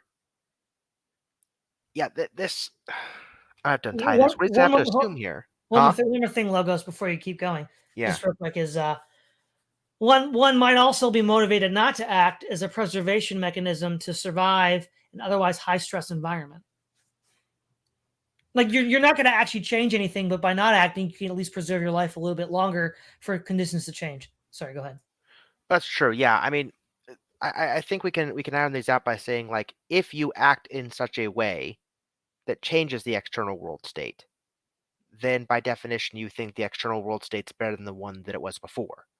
But the problem is, he's disagreeing with the way that the religious are doing things. And so what he's going to have to do is pick, right? Either people aren't inherently rational actors who think they're actually doing things for optimal reasons, or they are. Now, if they are, then all these religious things that he finds objectionable that they assent to are inherently rational because we're Austrians now. Or they aren't rational. And so this principle he's citing Mises for is a lie because religion is an example in which people aren't acting rationally. I don't know how he's going to have this one both ways. But also, why should we care? There's no right or wrong, bro. Just power. Well, that's true. I think we're at subjective preferences here, not ethics, and so maybe we can dodge that bullet for a moment. I think we're going to get back to it eventually, but even just at the level of just like subjective day-to-day preferences, It seems like the dilemma is going to come back. People are either, this is why I'm not an Austrian economist, right? People are rational or they aren't rational. But if they are rational, then you have to, and you kind of bake that into your theory, then you can't do things like critique religion and stuff like that because people have a rational basis for acting on the basis of religion if they're rational actors, period. And if they're not rational because of things like religion, then what else? What other Pandora's box have we opened in Austrian economics that has spillover? What other irrational things do people do all the time that we can't just assume foreign models? So, yeah, already off Yeah. to a bad start with me. Yeah, I know. So we'll keep going. We'll keep going. For example, if two movements A and B propagate the same beliefs about the real world, but A includes a paranormal plane, whereas B does not, separation of church and state will protect us against A but not B. That is why in my online work we call it security code. The general approach when we find a security code is to A, fix it, and B, figure out what all has crawled through the hole. This is going to require more than one blog post, but we might as well start on A. The only way that I know of to repair such a mental lacuna is to rebuild the language we use to think about the problem. As long as we have to change linguistic gears to compare paranormal and non-paranormal belief systems, we will have a vulnerability because the irrelevant categorization constantly tempts us to craft overspecified tests, which a mutating attacker can evade. For example, a rule that tells us to keep Mithra out of the schools is overspecified unless you think Mithra in a specific is the great danger to impose impressionable young minds. If we keep Mithra out of the schools, but we say nothing about Baal, Baal will outcompete Mithra, and our children will grow up as Baalist bots. Of course, if Baal is real and all the bad news we read in the paper is caused by our failure to sacrifice to him, this is ideal. Well, okay.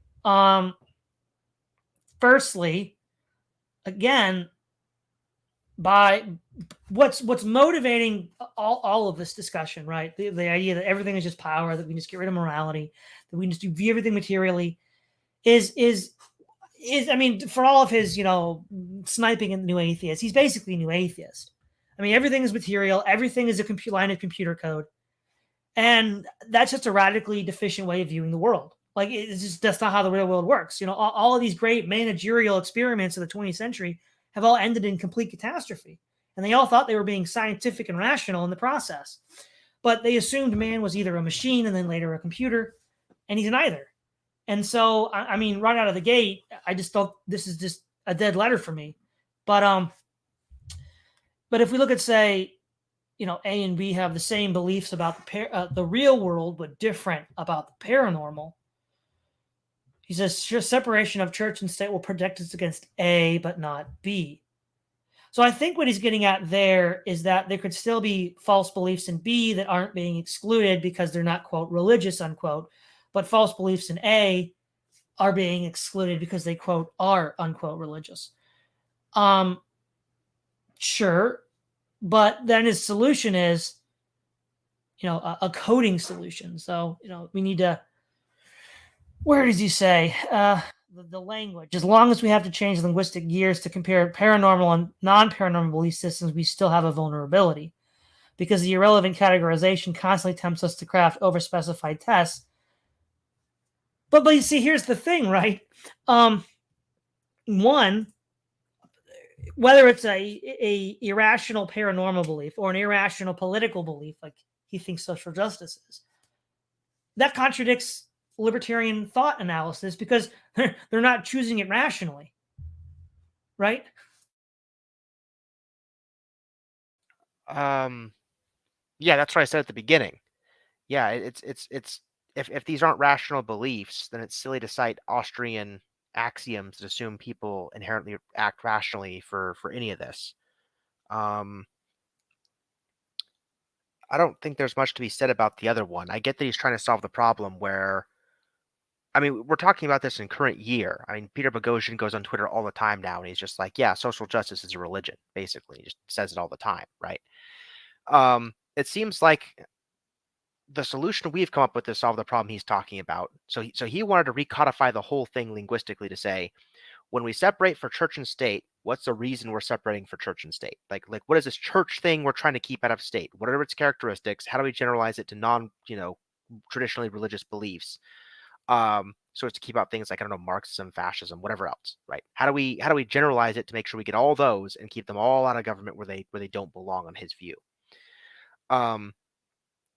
That's a pretty hard project, and it seems like what we've gone with as a solution now is something like, you know it when you see it. And so when Peter Boghossian and other people start characterizing social justice stuff as religious and so on, and that's interesting because there's precedent for this, right? Because when there were laws against like porn or whatever, and that went to the Supreme Court, it's like, well, how do you know what is or isn't pornography? And the Supreme Court says, you'll know it when you see it. That was like part of the infamous decision carried out there, right? For better or worse, it seems like society, socially, like that's the only thing we can really handle is you know it when we see it. We point to something and go, hey, that's like this other thing. We're going to keep that out too. That seems to be the best message we can do to balkanize people against whatever we're trying to fix. His bit about Ball and the school thing and overspecification is true.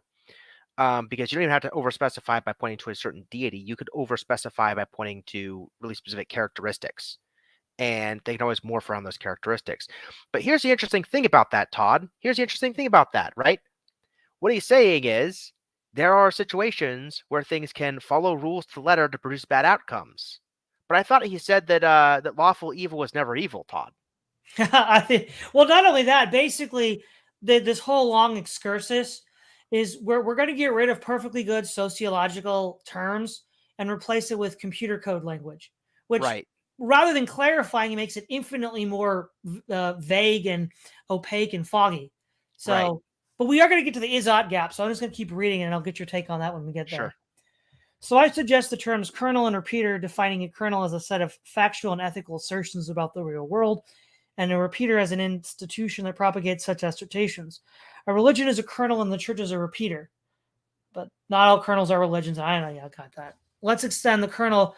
But I would add, Moldbug, not all religions are kernels. So there. Let's extend the kernel concept slightly to also include metaphysical assertions. Metaphysical assertion is any statement that makes no factual or ethical claim, Hume's is or ought, about the real world. This includes beliefs about paranormal entities such as gods, but also includes Hermetic philosophical concepts such as those of Neoplatonism, Buddhism, Hegelianism, etc., etc. By definition, metaphysics does not directly affect reality. No, by definition, it's above reality. Wow, this computer programmer Fiat is really grinding my gears, Logos. Well, just stop here. Go ahead. Yeah, I don't know if he could have been more wrong about what he just said here if he tried. How? Okay. Where do I start here? Okay, a metaphysical assertion is any statement that makes no factual or ethical claims about the real world. All right. Here's a factual claim about the real world. An attempt at one. People can disagree, but mathematical truths exist in reality prior to discovering them. That would be a metaphysical claim about the real world. But it would also be a kind of Platonism, right? Because you have abstract entities existing prior to the physical reality. Now, how do they affect the real world? Well, this gets into the debate about the philosophy of mathematics. One of the biggest arguments about this is the applicability of mathematics. If math is just a bunch of hodgepodge of fictions and language and stuff we throw together, and we have no expectation that it maps onto reality whatsoever, then how interesting is it that math keeps doing it over and over and over and over and over again, right? So the fact that our mathematical musings seem to have real world application, that meta fact about reality, is itself a fact that needs explaining and investigating. And so, insofar as you have a metaphysic that would predict that meta fact we seem to observe between our relationship between math and reality, that would be a metaphysical thesis that predicts something we see about the real world. Or, maybe it's not like a future data. So maybe you'd just have to say it abductively best explains or something like that. People can debate about like how you want to formalize that model, but that's where it's going to be. So that's just not true that metaphysical things don't do this. I mean, what are ethical oughts is a meta-ethical question. So insofar as oughts are physical rules that regulate our behavior, what are oughts that would physically regulate our behavior would be a metaphysical question, insofar as oughts are physical constraints on our behavior. Now you could quibble and say, well, no, I just mean by physical as in like regularities of nature, but I don't know. Maybe the physical constraints we put on ourselves, the evolutionary psychologists are right, and they are just the natural biological constraints. In which case, where do they come from ontologically is an interesting question on that. So here's where this would map onto reality, right? Here's an interesting metaphysical question about ethics. Could you raise species to evolve like us in an environment such that they thought that, I don't know, rape was morally right? So if there's a fact of the matter that no environment could we be produced in that would give us that concern, then the answer to that question would be no. And that would be a physical consideration. Physical us, a physical environment, and the question of whether we would impose this physical ethical constraint on ourselves. Now, if we had this metaphysical view that would predict, no, there would never be such an environment, and we try 100 different experiments, 100 different environments in thousands of years when we can like evolve ourselves from a genome or something, whatever evolutionary biologists think we will be able to do. And over and over and over again, the answer ends up being no. It turns out every data point will just be evidence for that metaphysical theory against the other one. So, like, to say that metaphysics doesn't have any bearing on reality is just absurd. It's also crazy because a lot of people like Moldbug are Aristotelians. Some of them are Thomists, some of them are all sorts of philosophical varieties. So it's crazy that they can like stomach this kind of stuff Moldbug saying while they also have these other philosophical views. Let's see, anything else? By definition, metaphysics doesn't directly affect reality. That's just false. That's where I stopped reading. So let me continue to read and we'll pick up. But since metaphysical assertions are often sources of conflict, and since they can motivate beliefs about the real world, it can be useful to track them as long as you remember that they are pathologically neutral, and eliminating metaphysics, while it may be desirable, cannot by itself eliminate factual errors or ethical disagreements. Your kernel is the set of assertions you agree with. In theory, since no one can physically stop you from thinking for yourself, everyone could have a different kernel, but in practice... Hey, that was the thing I brought up, Logos. I said he's collapsing those two concepts into one, and he is. Because he says, in theory, no one can physically stop you from thinking for yourself, but everyone could have a different kernel. So he's basically saying that both of those are encapsulated in the concept kernel. So go ahead. Yeah. If that's what he's going to say... Well, let's keep reading. Maybe he clarifies it more, but that's what I thought. That's what it sounds like. But in practice, people are social animals. They get most of their assertions from others in their kernel cluster. Therefore, we can speak of prototype kernels, implying patterns of agreement across social groups.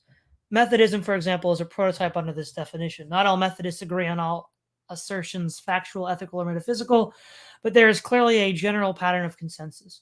These patterns correspond to the networks by which assertions are transmitted between individuals. Let's call an assertion and transmission a packet.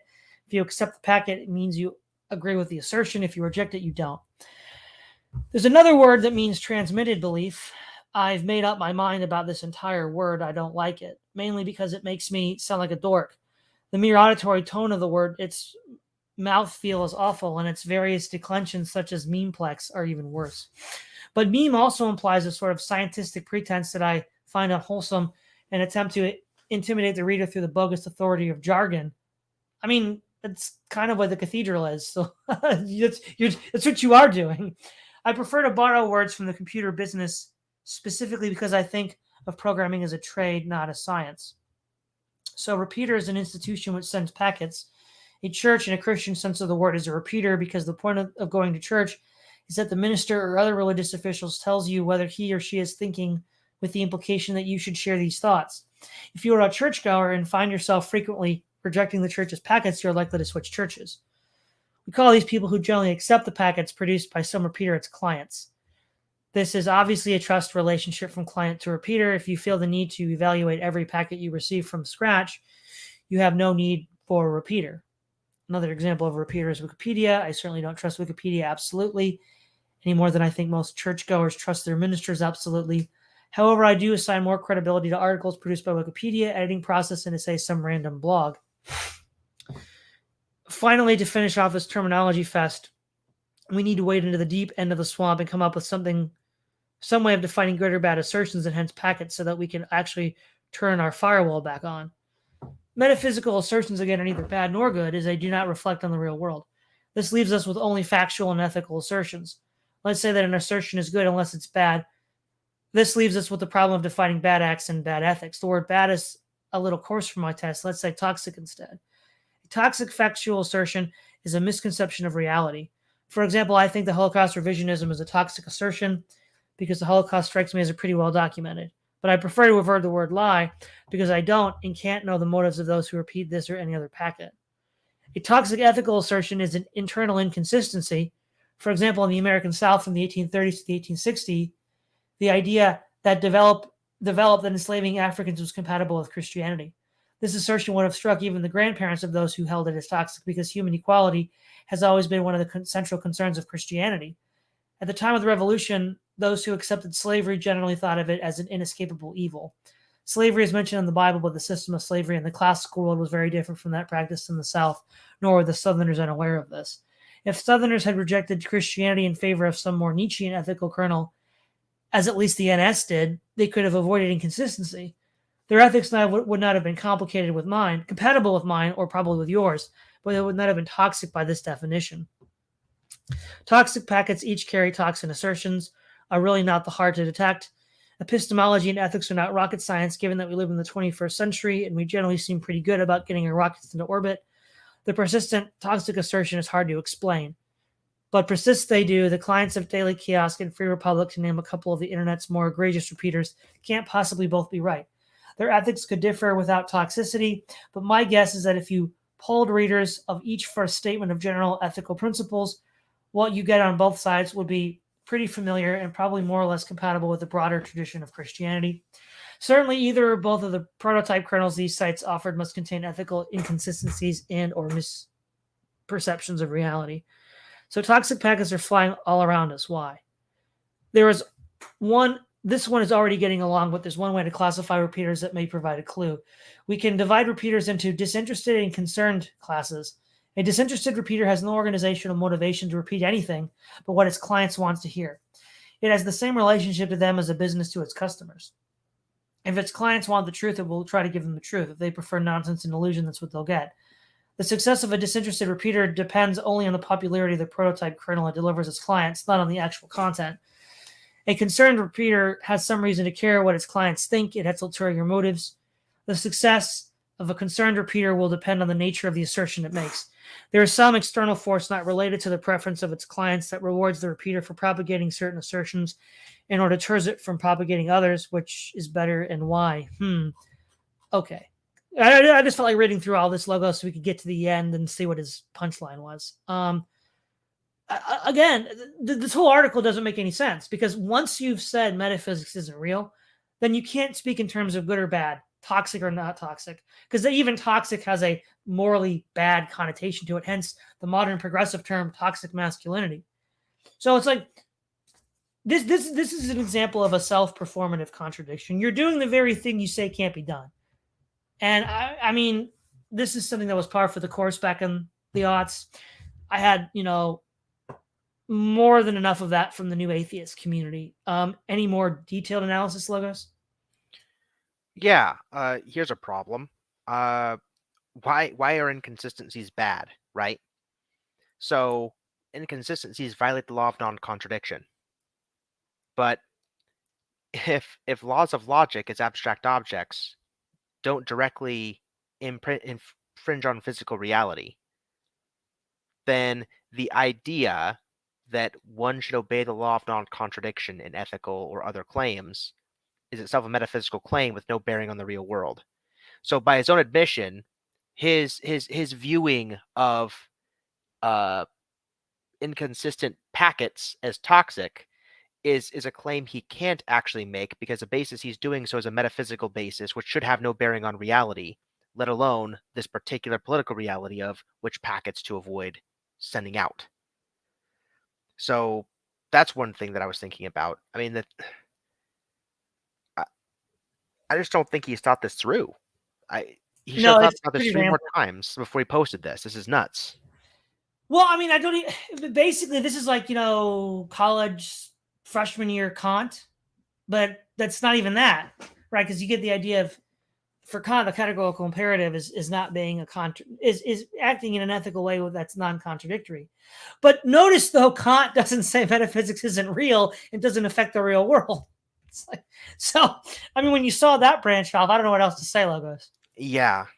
Well, yeah, he's trying to have a political system without ethics, and he's trying to have ways to keep ethics out of politics without metaphysics. It just gets worse the more you look at it.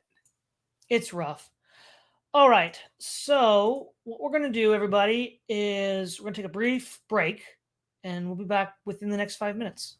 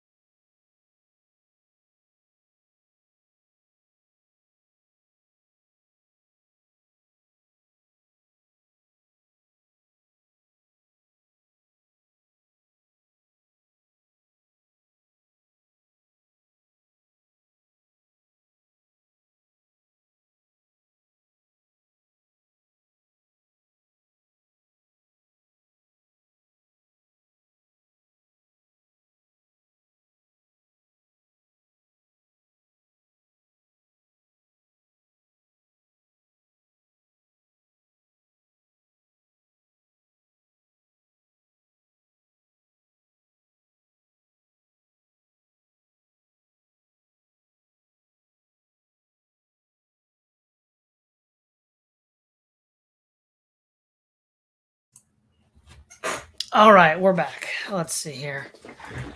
Okay, continuing. Castes of the United States, May 6, 2007. It's always fun to rethink the world by redefining your terminology. Wow, what a way to start off an article. But the brain can only stand so much of this. The cerebrum boils, releasing green gas. The cortex starts to blacken and fray. A shocking foreign pain arises behind the ears. It will not go away. So it's a relief when there's a backup word which already has exactly the right meaning, but is disused and carries no or at least few political and emotional assertions. The word is caste. Actually, caste carries a lot of political and emotional associations, even in the modern, even as of 2007. That was something that the progressive left was throwing around a lot even then. The word it replaces is so encrusted in historical nonsense that I won't even say it. Of course, the word caste is generally associated with India. The U.S. is not India. So if we mean caste in the precise Hindu sense of the word varna, there are no castes in the U.S. except perhaps among Indian immigrants. Some redefinition, therefore, is necessary. Let's define a caste as a social group with its own internal status system. All hominids crave status and will exchange almost everything for it, but different castes assign status in very different ways, as we'll see. Here's my taxonomy of American castes. I've picked names from various historical cultures, hopefully without strong emotional assertions for modern readers for these castes. The implicit analogies these names create should be roughly accurate, but certainly not precise. I have ordered them alphabetically to avoid any implicit ranking. In the Brahmin caste, status among both men and women is defined by scholarly achievement, success in intellectual profession, or position of civic responsibility. The highest status Brahmins are artists and scientists, but Brahmins can also be doctors or lawyers, although it is much better to be a doctor than a lawyer and probably much better to be a lawyer than a dentist, a trade which was once perhaps Brahmin but is now definitely Vaisya. Ideally, as a Brahmin, if you are a doctor, you should be primarily concerned with the caring for the poor. If you are a lawyer, your practice should focus on civil liberties and social justice. Cardiology and corporate law are slightly de trop. An increasing number of young Brahmins consider themselves activists and work for nonprofits or NGOs, lending some credence to the theory that Brahmins are our ruling or governing caste. Entry into the Brahmin caste is confirmed almost entirely by first-tier university admissions, although getting into Harvard doesn't mean you don't still need to make something of yourself. The Dalit class status among men is defined by power, wealth, and sexual success, among women by attractiveness and popularity. The favorite occupation of Dalit men is crime, preferably of the organized variety. However, Dalit criminals are not generally psychopathic. They perceive crime as guerrilla warfare against an unjust society.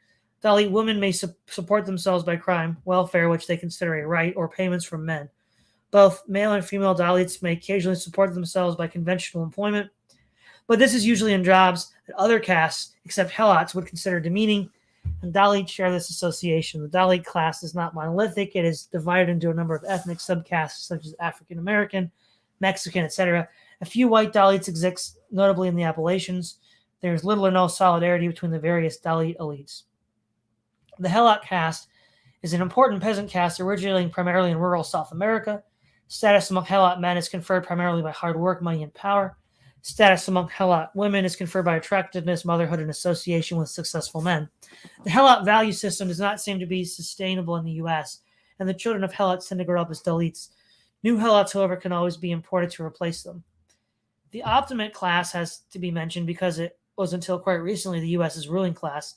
It is not clear, however, that the Optimate value system still exists in any meaningful sense, and if it does, it's decaying rapidly, with most young Optimates becoming Brahmins. However, status among any men or women who do still follow the Optimate way is confirmed by birth, breeding, personal career, and with wealth serving as a prerequisite but not a mark of actual distinction. The Bible of the Optimate caste is, of course, the social register.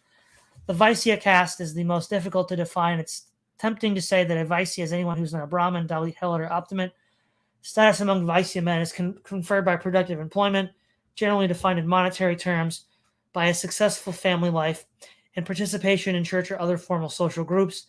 Status amongst Vaisya women is conferred by attractiveness, motherhood, and social participation, with an increasing number of Vaisya women entering the labor force, typically in unintellectual white-collar jobs. Update, please see the comment by SMB, whose perspective of the present-day Optimate caste is much sharper and clearer than my definition, which on reflection is too antiquated. Now, this isn't really as clarifying as it should be. The worst categorization here is the Dalit caste, because what he's done is he's confused two groups of people, right? Marx talks about the proletariat and the lumpen proletariat. So if you're a criminal, you're a lumpen proletariat. But then he lumps criminals in with ethnic subcastes and poor whites in Appalachia. So unless he wants to insist that all those people are criminals, they're proletariat. So he's combining the proletariat and the lumpen proletariat in the same category, which doesn't help at all, at least on that front. It sounds like the Optimates are the WASPs. Those are the old guard that used to be around. I guess, what was the other one? The Brahman. I guess what he's defining by them would be the bourgeoisie, for those that own the means of production. I mean, I don't know. I just feel like Marx has a better breakdown. What do you think, Logos? Well, you see a lot of right-wing people talk about social castes, like Dave used to do it a lot, and other people used to do it a lot. And so this is, I guess, one of the progenitors of that meme. I think it's kind of helpful, but not really helpful, because it's like, I don't think it's thinking far enough ahead. He wants to say the Brahmin class rule, right? But the Brahmin class is paid for by somebody to get certain results out to the public. So the Brahmin class don't rule. They don't have the money. They go to school. They go into school debt. They come out. They're in debt to the banks. They're in debt to the system. They don't rule or run anything. Well, at some level, they might run nonprofits, but they certainly don't rule anything as a result of running nonprofits. They're running those nonprofits for somebody else as dependents on income, right? I mean, let's just take for example, use someone on the right just for funsies, like Ben Shapiro, the Daily Wire, right? Ben Shapiro and the Daily Wire are funded in large part by other organizations. Koch might fund them. Other people might fund them. So really, you have like an elite donor class. Soros on the left funding his NGOs. These wealthy people fund the NGOs, which are run by the Brahmin class. So really, it's like you pointed out earlier, in reverse. It's like when he wants to shift blame away from the technocrats and talk to the people who own the technocrats, he'll do it. But in other instances, he will shift blame from those who own the technocrats and say, like, the academic technocrats are running everything. It doesn't seem like he's got a really consistent position on this one. I would just err on the side that the academics don't run things. They don't, let's put it this way, they don't own society. They run society, and they're paid for by people who own society. I think that's the best way of putting it. Right. Yeah.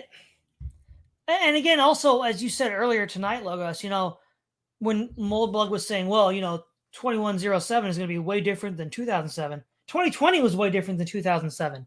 I mean, we're already beginning to see cracks in this, just 15 years on. So the BDHOV conflict, May 7th, 2007. Yesterday, I posted a taxonomy of the conflicting social castes in the U.S. I outlined 5 groups: Brahmin, Dalit, Helat, Optimate, Vaisya, in language that was neutral to slightly negative, using a bit of anthro-speak to focus on personal rather than political values. However, it's pretty obvious where the political divisions lie. The Democrats are the party of the Brahmins, Dalits, and Helats. The Republicans are the party of the Optimates and Vaisyas. Thus, instead of the red state, blue state conflict, which uses meaningless colors and averages geographically in ways that blurs information, we can speak of the BDHOV conflict. The exceptions of the definition of the blue state as BDH and red state as OV are in many ways the best illustrations of this principle. For example, not all African Americans and Hispanics are BDH. Many are Vaisyas with careers and value systems very similar to those of the stereotypical Middle American. The German Mittelstadt in the 1930s sense of the word is an even better match. But the voters, of course, vote overwhelmingly for the Democrats. In other words, they vote by race rather than caste, as Steve Saylor points out. Republican attempts to capture them have been futile and probably a waste of time. There was a lot of linguistic delicacy surrounding the BDHOV conflict. As in any political contest, each side can succeed only by crushing the other, capturing its institutions and converting its followers. But keeping this conflict and its predecessors within the bounds of democratic politics and preventing any degeneration to actual combat has been a central concern of American intellectuals for the last 200 years. Obviously, they haven't always succeeded, which makes the concern all the more intense. Therefore, we tend to think in terms of euphemisms that conceal the total essential nature of the nasty and pointless struggle, which I despise with every particle of my body. On one of the main reasons I started this blog is that I don't see how the BDHOV conflict can end until at least a lot more people are willing to speak frankly about what's actually going on. Wringing our hands in vain expressions of unity will not do the job, especially because some of the most interesting tropes of the conflict are issues on which, in my opinion, both sides are profoundly detached from reality. Okay, so at this point, the inability to talk about what's actually going on. Now, I agree with Moldbug here. I wish Moldbug would talk about the programmers and engineers and the coutre of, tech, the army of tech guys that make the system possible, which ended up, a la, as Frank Herbert predicted, the thinking machine has replaced the man. Logos. Yeah, I mean, this is getting more down to contemporary politics because, as he's pointing out, red states versus blue states doesn't really make a difference. What really matters is urban versus rural. But if you look at who dominates urban institutions, it's people who either are part of the academic class or get their ideas from the academic class, things like that. And so that's closer to where we're talking today, which is interesting because it's back in 2007, so that's good. Aside from that, I'm not really seeing anything to critique or anything more interesting than that. So okay, keep going. In my opinion, this euphemistic approach to what pretends to be a conflict of ideas and ideals, but is in fact an ordinary and rather tawdry case of communal violence, is an inseparable from the disaster of democracy. But I thought we didn't have democracy. But we do, but we don't, so we'll keep going. As Clausewitz observed, war and politics are a continuum. Representative democracy is a limited civil war in which the army show up, get counted, but don't actually fight. The BDH and OV factions refrain mostly from inciting and participating in outright warfare for one reason. It's not in either's interest. If this ever changes, they'll be at each other's throats like Hootsies and Tootsies. Yeah, I agree on that point.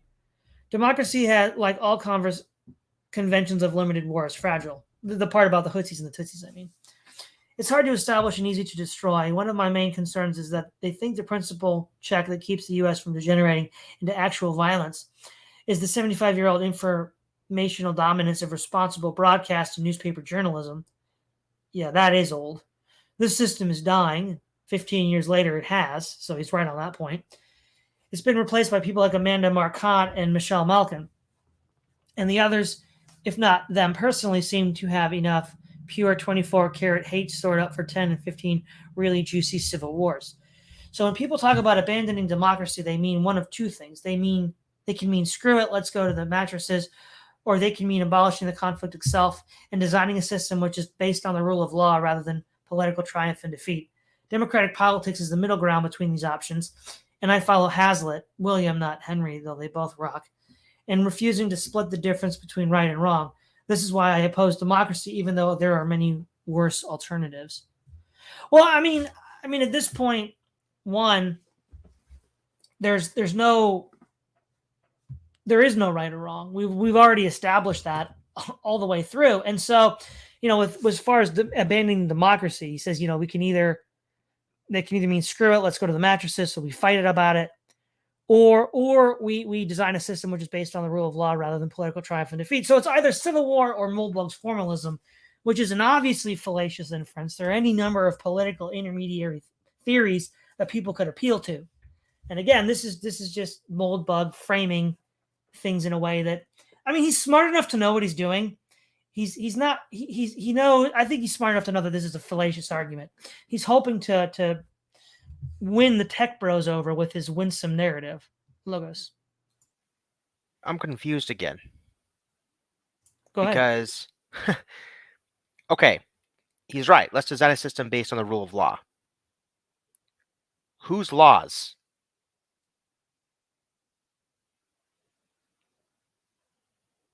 Well, yeah, whose laws?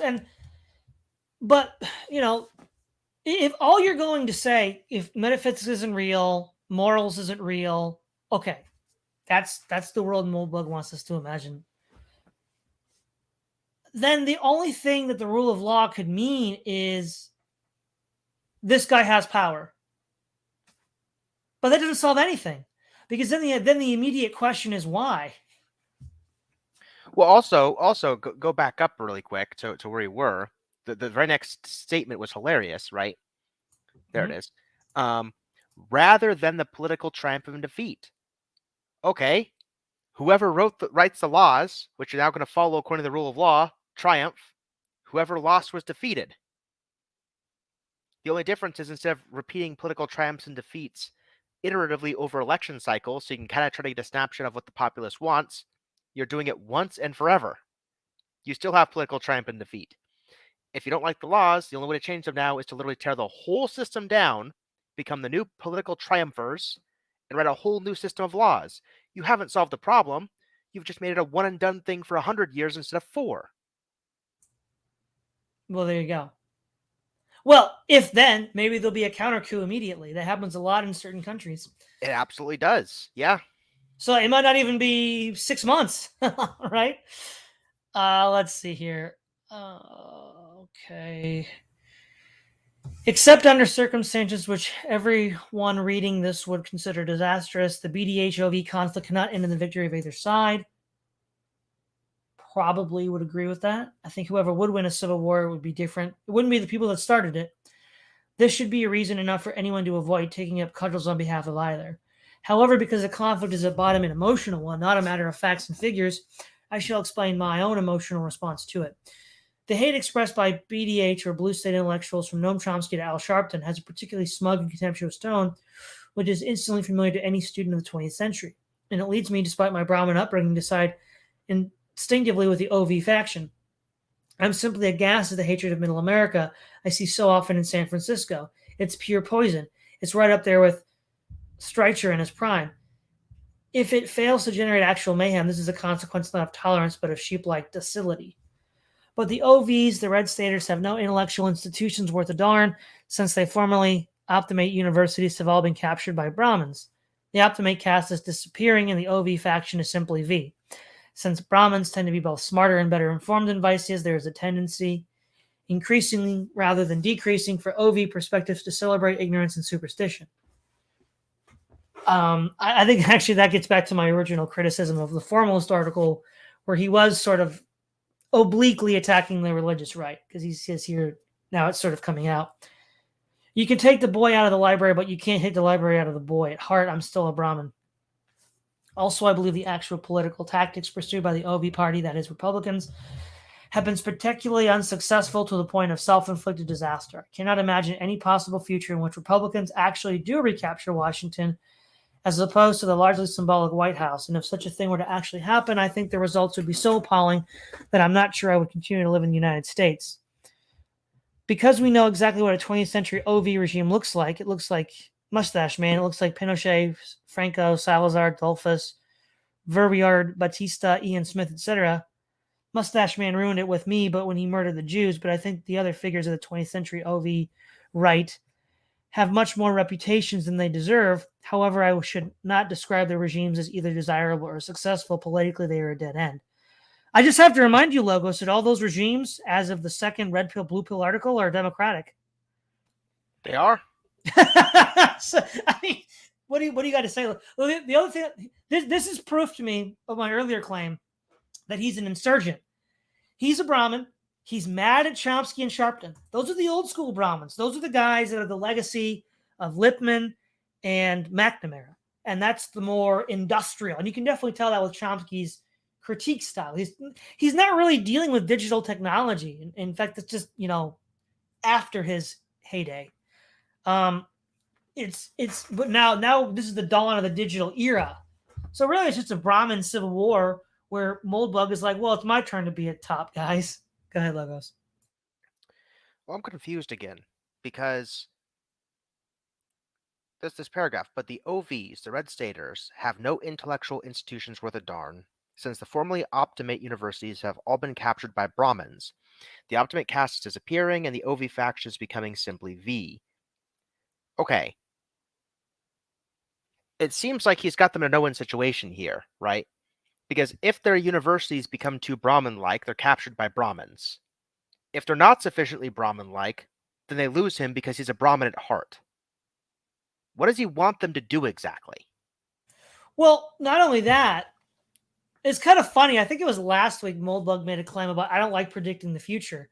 But in the age of Trump, I mean, I think all of this just has not aged very well at all. Maybe? I mean, it depends on your perspective because, he concludes it with, well, they like to celebrate ignorance or whatever. And Trump got a reputation as the everyman speaking his mind, whatever. He's not going to try to look up a study for that, whatever. I mean, the right wing memes these days are, do you have a study for that kind of memes? Right. Could be an example of what he's talking about with Oh, well, celebrating sorry. ignorance. What I meant, Logos, was never getting political power or being a threat to the system. Oh, well, I mean, he'd see Trump as a case in point, right? Because Trump captured the White House but didn't capture Washington. Because, the Pentagon lied to him about sending the troops home, for crying out loud. He did not have the institutions to actually implement any of his policies. He just symbolically caught the White House. Well, he symbolically caught the White House, but they did view him as a serious enough of a threat to do all the extrajudicial stuff we've seen them do lately. Of course, but they were only able to get away with it because he didn't, quote, capture Washington. Sure. And they're also only getting away with it because of this highly complicated technical society. Right. That the real people in charge, we know who they are. They're in Vanguard. Yeah. So yeah, I don't know what he wants to do with this whole Brahmin thing, right? Because if universities are too Brahmin-like, then they're captured by Brahmins. If they're not Brahmin-like enough, then they lose him because he's a Brahmin and now he's mad about it. But if he's a Brahmin at heart, okay, here's what really gets me, right? If Moldbug here is a Brahmin at heart, and he succeeds in, say, capturing an old OV institution, okay, then by definition, that institution is captured by a Brahmin, namely him, who's admittedly a Brahmin at heart. Would he not think that's a good thing rather than a bad thing? yeah. Well, also, if he's a Brahmin at heart, why is he considered a right-wing thinker? Well, exactly. Yeah, Like, this whole thing is confusing. I don't get it. I know. We'll keep. All right. Let's see. Where did we leave off? Oh yeah, here. The definition of left as BDH and the right as OV explains a few things. One of them is the strange disparate treatment meted out to NS and communists. If the U.S. ever started to persecute neo-communists the way the SPLC hunts down for neo-NS, it would make McCarthy look like Nelson Rockefeller. If neo-NS were as influential as neo-communists, San Francisco would have an Albert Speer Strasse. But the actual human rights violations committed by 20th century communists were, if anything, greater than those committed by all the fascist parties together. So the doctrine of human rights cannot explain this conundrum. The answer is supposedly that communism were well-intentioned, while NS was simply straight-out evil. That bit of nonsense sophistry cannot be defended for a minute. The NS, for example, won 90% of the vote in 1935, Saarland plebiscite, which was administered not by them but by the French. It is generally agreed by historians that NS was overwhelmingly supported by the vast majority of Germans from at least 1938 through 1934 through 1938. The ideal that burghers who lined up to cheer for Mustache Man were cackling like the devil is ahistorical as any ever advanced. The real cause of the NS communist conundrum is that today's ruling class is Brahmin. It writes the history books as the winners always have, and the NS regime was OV to the core, whereas communism is best understood as a sort of deformed Russian offshoot of the BDH coalition. Of course, it's simple human nature that people are more likely to be appalled by the crimes of their enemies and excuses or ignore the crimes of their allies. The current structure of BDHOV conflict dates back to the 60s, when Weistia started to catch on that the New Deal was not, in fact, all about them. FDR's machine, which of course rules us to this day, was built to a substantial extent on an inner city Irish, Italian, Jewish politics machines and their agrarian counterparts. That is, it was built on the votes of Vyseas, who loved the idea of government that was on their side, but the New Deal in practice was a Brahman operation from top down, as it were its new frontier and Great Society's successors. When this started to become apparent, Nixon's silent majority, the Reagan Democrats, in other words, the Vyseas whites, left the party their ancestors had supported for generations. They were replaced by the burgeoning Dalit and Hilot castes, and by Optimates whose children were re-educated as Brahmins in universities captured by BDHOV violence, creating the present shape of the conflict.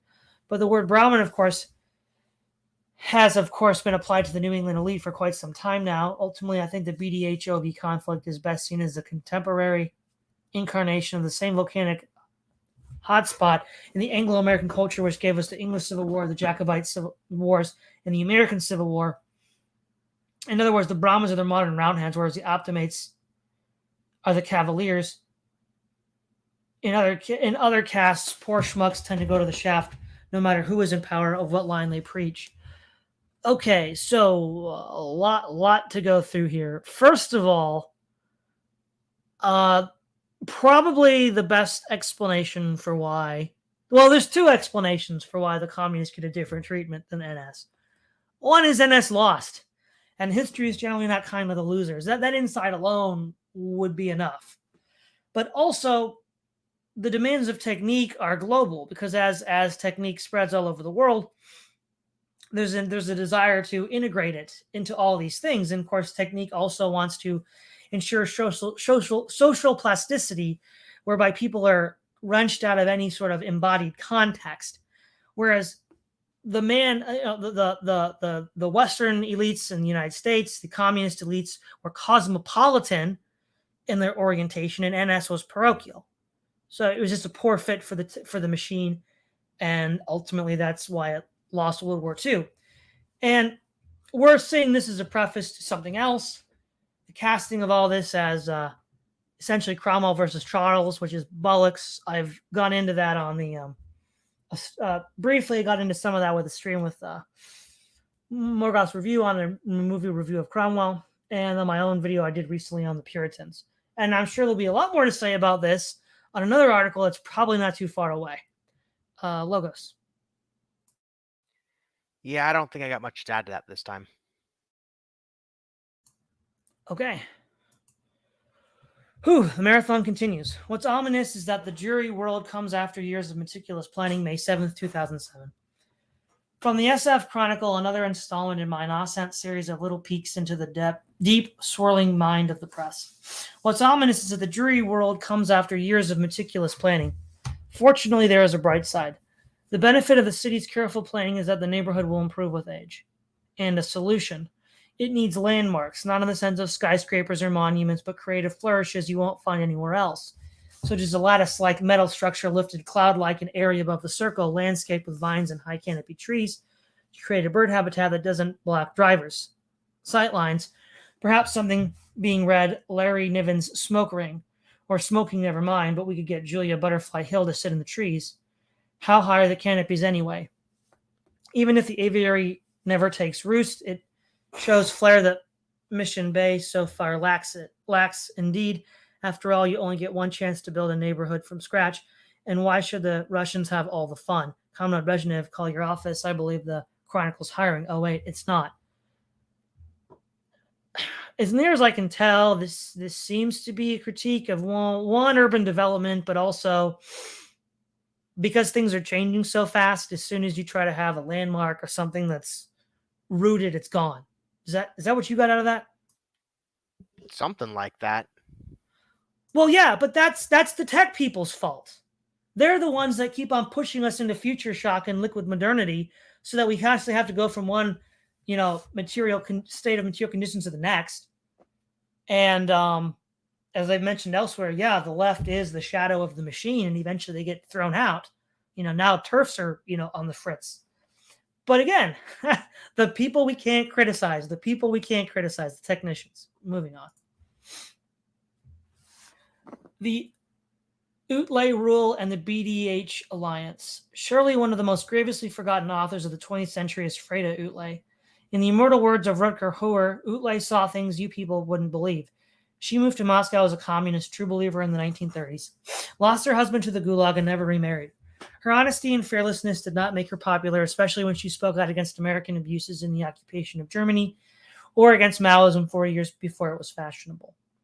Now, I haven't read a lot of Freda Utley, but I will agree here. This is actually a good take from Moldbug. She is an important writer, especially about certain 20th century events that you're not supposed to get the actual account of. But we'll see how this continues. As Utley put it in her compulsory readable autobiography, Odyssey of a Liberal, her friend Edith Hamilton once warned her not to expect the material rewards of unrighteousness while engaged in the pursuit of truth. No such reward appeared, and today her books are utterly obscure. But when our liberals are Utley's kind, as they once were, surely will be again, I'll be proud to wear the label. Perhaps Utley's most accurate realization in Odyssey, though, on trivial subject, is when she notices that her friend Bertrand Russell always used the word we to refer to the government. She points out that this little linguistic take is an unmistakable mark of any ruling class. Apparently, this nostrum, if I can risk another obscure quasi-coinage, was more unusual in the 1950s than it is now, because although I have tried repeatedly to break myself of the habit, I use exactly the same pronoun. It is an unmistakable sign of my Brahmin upbringing. I can't imagine counting the number of times I've heard someone say we should when they really mean is the government should. Language is repetition, and though my considered view is it's just as bizarre to define we as the U.S. federal government, especially for someone who isn't actually an employee of a said entity, as it would be to use the first person plural for Safeway, Comcast, or Office Max. Habits die hard. Today, Russell's style Gnosticism is peculiar. I believe to the Brahman caste. Certainly, hell out style eats vices. All think of the government as very much they. If the Optimates go with we, it is probably because they are so used to having to pass as Brahmins. I find it rather hard to imagine a cardiologist or a hedge fund headshot genuinely thinking of Uncle Sam as we. It is all too easy to see nostrum as a trope of monstrous smugness and arrogance. This is very much one with the view of the Brahmins you'll get from Lawrence Astor, with whom I often disagree, but he was surely one of the most insightful and principled political writers of our time. To Astor, they are all liberals. This label, which means so many things to so many people, is nothing but a brutal slur on his tongue. Astor sees Brahmins as more or less the way most of us see NS. And indeed, one can imagine an austerian future in which liberalism is just as discredited as NS is today, or as it was in the Third Reich for that matter. There is certainly no shortage of crimes that such a future, which I find improbable but not impossible, could be blamed on the BDH alliance. For example, it is very easy to see today's Dalit caste as essentially a cynical creation of the Brahmins, a weapon of anarcho-tyranny in the sense of the late Sam Francis, and a key aspect of the ethnic cleansing of the white Vaisya inner city neighborhoods, which surely, if they still existed, would be Bushist stations. From this perspective, it's shocking how Europe and its slavish post-war imitation of the Brahmin system imported its own Dalit class to fulfill the same essential political functions, often literally terrorizing the Vaisyas.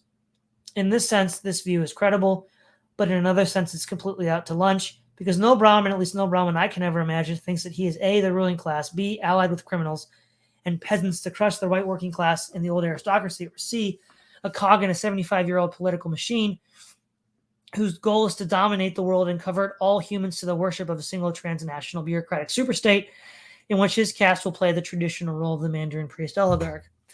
Au contraire, he is working for peace and justice. He is fighting against racism, prejudice, corruption, oppression. He has never, ever considered the possibility of ruling the world. If he can in some small way serve it, this will be his honor enough. His sincerity is obvious and it's genuine. No fat salary, no pension plan, no incentive package is needed to bring him on board. A grown man in his 40s seeming work for a sum that is barely a stipend. Yet to an alien observer with no understanding of human psychology or motivations, I believe the former interpretation would be perfectly plausible, even obvious. So we have quite a discrepancy to explain. Perhaps our kernels and repeaters could help us with the puzzle more later. Well, one thing that was interesting, first of all, he says he's basically a liberal. And he said he would like to be able to use the term liberal again. So A, not only how is he reactionary, because corporations aren't reactionary, how is he right-wing? Because last I checked, liberalism is not right-wing. And then thirdly of all, he talks about how I just remembered this from the earlier discussion, but since he brings up Optimates again, I'll bring it up. The Optimates, the old money class in New England, the WASPs, which he identifies with the Cavaliers, are the Puritans. The Cavaliers actually settled in the South. So his entire narrative is historical nonsense that just crumbles as he's trying to associate these different groups of people. And furthermore, by this point in history, New England is run by Catholics and Jews. The Irish, the Italians, and the Jewish groups are the ones controlling New England, not, which is probably why the Optimates are disappearing. The other thing is too, he is making one good point here with the idea that government is we. It's an idea of getting us to be invested in the government. But I don't really spend a lot of time with the people he calls Brahmins. People all the time say the government. I mean, how many times have Republicans said we the people? And we the people is a substitute for the government because it's a democracy. I think he's being overly narrow on this. And yeah, so go ahead, Logos. Yeah, I just think it's the libertarianism creeping in. I think people are conflating right wing for libertarian, is what's going on here. And I think the issue here is what its core gripe is when people say, like, we should, I don't know, fund the schools better, we should end poverty, whatever. I think he's just trying to remind the viewer that it's not we that does it. It's government that uses our tax dollars to do it ostensibly on our behalf, but probably not very well. We've talked about this at length. I'm not sure that libertarianism is right wing, and his idea that he'd love to be liberal again is certainly not right wing. But then again, in quote unquote contemporary people on the right, like again Dave the Distributist and others, they would like to see themselves as kind of liberals. What does Dave always say? He wants liberalism to be a flower blooming in the garden of Christianity, I think is the term he used for it, right? So this idea that you can be a liberal on the right wing still has a lot of followers post 2007. And the intricacies of that might deserve its own stream, but otherwise, I'm not exactly sure what the point is of this stream or this document rather. Yeah, it's awfully muddled. All right. Bad poem of the week, Vanatas Mundi by Robin Eckes. I'm happy to introduce a new feature here at UR, Bad Poem of the Week. For those not in the know, there's a site called Poetry Daily with the wonderfully 90s domain name poems.com, which posts one recently published poem from the lit magazine circuit every day. Occasionally, you will see something good on Poetry Daily, but for the most part, it offers a typical selection of contemporary academic verses, i.e. tripe. It's been a while since I regularly read PD, but my recollection is at least 1 in 7 of its little gems tends to be not just bad, but so stupendously bad that criticizing it might offer a kind of redemptive hope, a feeling of hitting bottom, a sense that there's nowhere to go but up. There's a kind of charm to really awful poetry. I trust I'm not the only McGonagall fan in the room, for the stronger our houses build, the less chance we have of being killed. McGonagall, in other words, was bold enough to take disaster as a learning opportunity, and which of us is too good to learn from him? Without further ado, Vanatas Mundi by Robin Eckes. Click the links to see the poem and poet in their natural habitat. The poem begins in a very popular way. To make perfume from an iris, you have to mash the roots, but leave the petals intact. No one who reads the godlike Luca Turin knows that this iris root is an important ingredient in the perfumer's palette, but I wasn't aware that any of today's scents come from the actual flower petals in the bottle. But to be fair, I don't exactly keep up with the fragrance market. We continue with, as in Venatus Mundi, skeletons are made of fruit and flowers, not the dour bones. Here the poet is informing us that she's aware of what Google tells me is common theme in early European painting. I trust the Latin is not too opaque to my readers. She probably trusts the same, which is pretty smooth move. Right away, we know we're in the presence of sophisticated mind because we have fragrance, chemistry, and art and history in a single sentence. If the poem is clear as glass, I especially admire the adjective dour, clearly the lightning that beat out so many lightning bugs. Supposedly, she said greasy instead, as in Vanatus Mundi, skeletons are made of fruit and flowers, not the greasy bones. You can see the difference right away. This is the mark of a true poet. On to, it's this way with any form of pleading. Pleas begins with plea linguistic insurgency, driven by a sense of urgency, not the sort of error in logic a war on terror implies. Clearly, botanical chemistry and art history weren't the only two classes our poet took at Stanford. She also seems to have some background in linguistics and military strategy. The poem becomes a kind of assault along a broad front, a towering steamroller of knowledge, Napoleon in its sheer gravitas. And a touch of auditory creeps into the verse here. But the repetition of the pleading, please, and plea reminds us that all three of these English words derive from the same Latin root. The assonance of insurgency and urgency, error and terror lends a complete musical note to the steep trap of the poem's inexorable logic. These are not rhymes exactly, but they remind us that language is sound, that before we can reason, we need to learn to hear a timely and unusual message. And sure enough, hidden inside the ornamental edge of the understanding returned to us through language, moving but rootless like spent blood circling the veins. Language. Now we are at the heart of the poem, language. Of course, this is not language poetry per se, but a touch of the old German philosophy is just the way to remind us that there's a real sausage inside the bun. Depth, as they say, is nothing without substance. I particularly like the ornamented edge of understanding. I think I will try and use this phrase in a code review sometime, or maybe in a comment. It has a little more poetic pizzazz than at "you're not expected to understand this" at, but my spent blood circling the veins is pretty poetic too. We have to admit, it's a true choice. Anyway, the poem continues for a little while in this vein, so to speak, and winds up with a moving conclusion. What can we know of the world but every measure of regret, carried in a word with the gravity of air, beget, begot, beget, begin. I think I speak for all when I say, all the best poems these days end with a question. It's a sort of participatory democratic invocation, like asking the reader to sing along. And lighting the question marks leaves a particularly delicate, pregnant pause, like the hush of a falling cherry blossom, a sakura, a quiet in which each of us can breathe quietly with the gravity of air and measure our own regrets. And know that unlike pleading, please, plea, begot, beget, and begin do not share the same root. They have nothing to do with beg. The first is a conjunction of the second, whereas the third is an Israeli prime minister and former name of the Irgun, which was both an insurgency and arguably a forerunner of the erroneous war on terror, almost certainly why these words are italicized. It is still possible after Auschwitz to begot, to begot, to beget, to begot. Can we still begin again? If I say Menachem, will you say Gesundheit?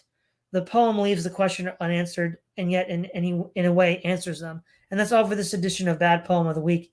If you have any suggestions for next week's selection, please drop them in the comment box to your right. I mean, other than dunking on somebody he doesn't like, was there anything to this, Logos? No. Okay.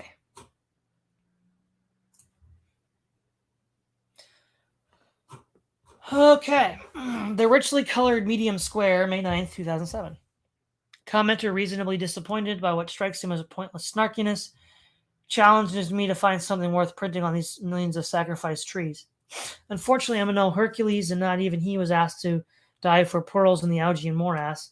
He just outsourced the river and sent it down to the sea, and if one of Augeas' steeds had guzzled some great golden ring, it awaits its salty smeagol to this day. But I can do better. I can like to find some sacrificed pixels. I don't think anyone has offered him a Stenger fellowship, but Edward Williams, aka or Mortimer Shy, has been posting his verse, which is excellent if not brief, on the net for almost a year. They are basically all good, but here's a chunk from one I like. The game is gobbled up by the video cameras and spewed out in segments all over eternity. That's the way we get in our living room. Everything that is vicarious leaving us free, where all the chairs are placed askew in view of this richly colored medium square. I especially am fascinated by what repeats on election day. We get these same volunteers. We go around and remind people that their vote counts. There's one of those hopeless maxims, but you can get someone to look right into the camera and say it bluntly. But suddenly the local newspaper turns on the gentleman in the red parka and says, do you realize that there is a person just like you doing and saying exactly what you were doing and saying in probably 50 cities across the country? The gentleman in the red parka is abashed. What? He says, stammering. The newscaster keeps it up. You are a complete duplication of an identical person in every mid-sized city in the country. He sticks the microphone at the guy to tell him, now, how do you feel about this? The gentleman in the red parka defends himself. He says, no two people are exactly alike, which used to be true before the televisions. Before I get into what Moldbug is going to say, Actually, this dovetails nicely with my readings of Baudrillard. Mediated through the simulacra and the screen, we have this sense of sameness, that we're all being pulled into something. So I'll leave it at that and then keep reading his commentary on the poem. Besides the fact that it is both weight and content, one interesting aspect of Williams' free verse is that it seems to use a technique that I found myself falling into myself. A sort of typographical meter, as far as I can tell. The regularity of line length in this and other poems is neither metric in the traditional sense nor syllabic. It is not auditory at all, it is visual. It is easy to overlook the fact that until the last 2 years or so, no poet ever could know what his verse would look like on the printed page.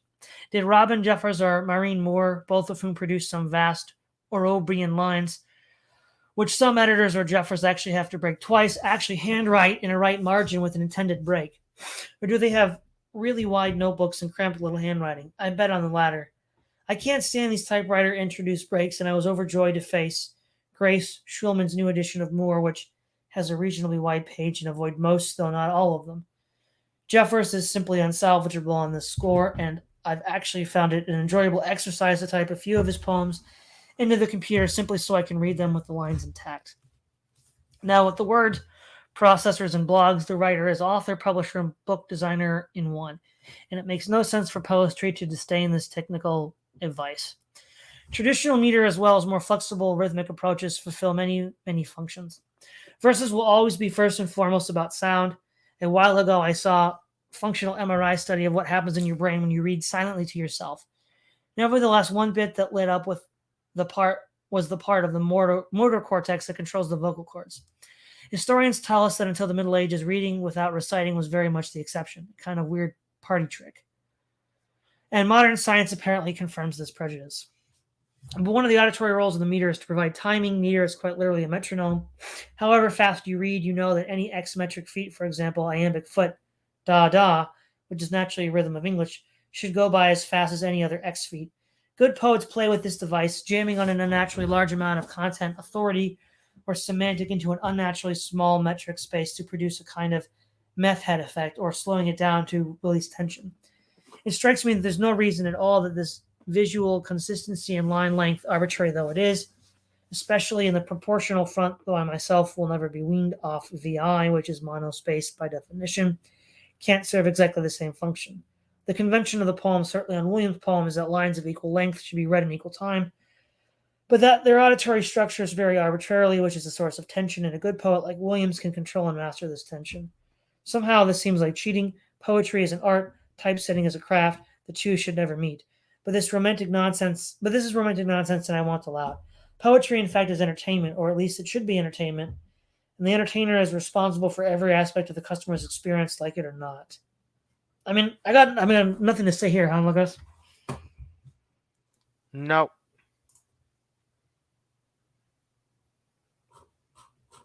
Hopefully we get something here. Well, we've got about 20 minutes left. I don't know. Do you think we can get? I mean, if it's another one that actually has content, that might actually take more than 20 minutes. So I don't know. What do you want to do, Lucas? Want to do one more? This looks like kind of a longer one. It does. Maybe we just stop until next time. Yeah. Let's see here.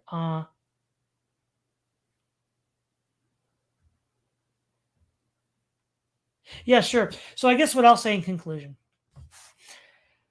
Moldbug, by his own definition, is a Brahmin and a liberal, which actually proves my point that he's the new tech caste that was rising to replace the managed industrial caste, the Libman McNamara breed, which were kind of waspy, I guess. He wants their slice of the pie. He wants to get in. Now the tech people did replace them, but it wasn't Moldbug, right? It's people like the CEO of Facebook, Amazon, all those other stuff. It's not him, but and they're not even really his guys. These other tech people. Second of all, nothing he said here is very radical. It's very milquetoast libertarian. I mean, it's more sort of like sales pitch. Oh, I'm this dark, scary villain from a comic book. But apparently, totalitarian regimes of the 20th century are both democratic and right wing at the same time, depending on the context. It's like what you called it, Logos. It's Moldbug's Schrodinger's democracy. Yeah, I don't have much to add to that except to reiterate my confusion from earlier about his role of intellectuals with what he calls the OV faction, right? Where it seems they can't win. If they get too intellectual, they're captured by Brahmins because it's the Brahmins, by his own definitions, that make things intellectual. So if they say, okay, well, our institutions aren't going to be as intellectual because the Brahmins seem to be capturing everything, well, then he's a Brahmin at heart and he's not gonna go along with it. Um, he is right that the media was dying. That's one thing that he did get right. Print media, yes. Yeah. He was right that that things were unraveling pretty quickly. I mean, we see in our time that things are only accelerating and getting worse between the two factions. So I mean, he's not all wrong in some of his like commentary. So okay, let's do this. Let's be productive. Let's separate Moldbug into two parts. There's his commentary on current events, and there's his model.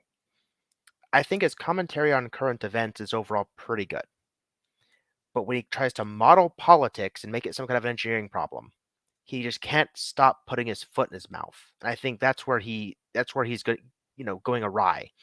And I think people that like Moldbug praise his ability to make predictions, which he does okay at, and praise his ability to kind of like describe what's going on in political events using more archaic terms like Brahmin classes and things like that to add some clarity, which is good.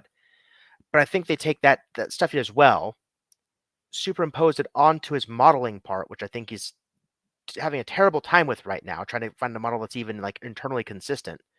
And kind of reading into his model whatever they want to read because of his success at the other thing. And I think that captures people's fascination with him and why they seem to overlook some of the things that should be, in my opinion, just glaring disqualifications from taking this model seriously. Yeah, well, they are. Well, that could also be why Moldbug is intentionally vague. Because if he's intentionally vague, that does allow. Well, it's a classic politician's ploy, right? When a politician goes canvassing for an election, he says, "We believe in freedom. It's the American value." Well, everybody in the audience has their own intersubjective view of freedom, and it works for him, right? It works for him.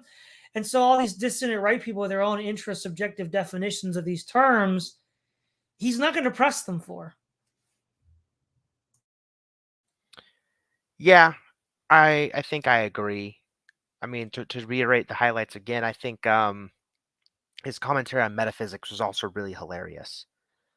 I don't know what he means by metaphysics if he thinks it doesn't affect reality. Like, as I understand it, what you have are descriptive facts of physical realities, and then metaphysics is a study of bodies of physical facts and what kind of property relations they would have to adhere to avoid kind of like deeper contradictions. Um, and so, of course, they're going to expect reality. Here's a question: whenever you're looking at any state of reality, you can ask the question: could we expect the state of reality to be different in this way? And obviously, that's a question that affects physical reality, right? But if you have some metaphysical thesis or model that says, well, no, here's ways we can't expect reality to be, then that would weigh in on the question of could reality be different in this way? So I don't know if he's just using a really bizarre definition of metaphysics because he seems, fond of making up his own definitions, or if he's trying to use a more colloquial or more understood definition, and he's just failing. Such as a problem with people who make up their own definitions of words. So yeah, that was also something that I just even now at the end of all this, I'm still looking back at that and going, man, I can't believe you said that about metaphysics. And chaotic good, man. Chaotic good. Those are fighting Logos, words, man. logos. I am the chaotic good character, man. This is the thing, right? At a theoretical level, right? You're right. We should make a distinction between discrete predictions like the end of paper presses, which happened. You saw that coming. This doesn't even explain as much as Marxism does. Right. Which admittedly doesn't explain a lot. Now, I'll accept for a moment this absurd notion that there's no metaphysical reality. and on Moldbug's own terms, Baudrillard and Ellul explain everything. They explain all the distinctives of modern material conditions. And again, it's the self-replicating image, and it's the technique, which is, and of course the self-replicating image, of course, masks power. Well, who's actually in charge? It's there to mask them, to hide them. And it's the technicians. Those are the ones in power. And then their control over all of the world is explained by Jacques Ellul. Now, that can explain all of the insights of the DR and the Marxists that I think are at least true, and should be preferred to both. Yep. And also for parallel reading, I figured out which books I can recommend to people. I think some parallel material and the kinds of stuff that he was talking about today. The books I'd recommend by Veblen are Theory of the Leisure Class, The Higher Learning in America, and he wrote a paper called The Evolution of the Scientific Point of View. I think those three, and Todd, of course, recommend Theory of Business Enterprise for talk about the machine process when he's talking about specifically like technologization, to make up that word. But when talking about like institutions, packets, kernels, all that stuff that Moldbug was trying to allude to, I think those three things are recommended: The Higher Learning America, Theory of Leisure Class, and The Evolution of the Scientific Point of View. I think those three would do a much better job of really fleshing out the ideas that he's trying to talk about in a more coherent way that bring in a lot of other stuff instead of just like assuming that we're like computers. It goes into more detail about how this stuff happens, and they're good books. Well, again, I think I said this at the end of last week's episode, but what it seems increasingly clear to me is that Moldbug is trying to blow a smokescreen to distract people from the real man behind the curtain, which is the up-and-coming technical Brahmins. And he's a technical Brahmin who's upset that the old industrial Brahmins of the Lippmann-McNamara variety haven't got out of the way yet. So could be. That is what Marx predicts. Well, there you go. So is that all you got to say, Logos? That's about all I got to say. All right. Well, everybody, thanks for tuning in. You can expect to see us again next week, same time, for approximately 3 hours. It's Tyler Lewis of the Praise of Fly podcast, signing off.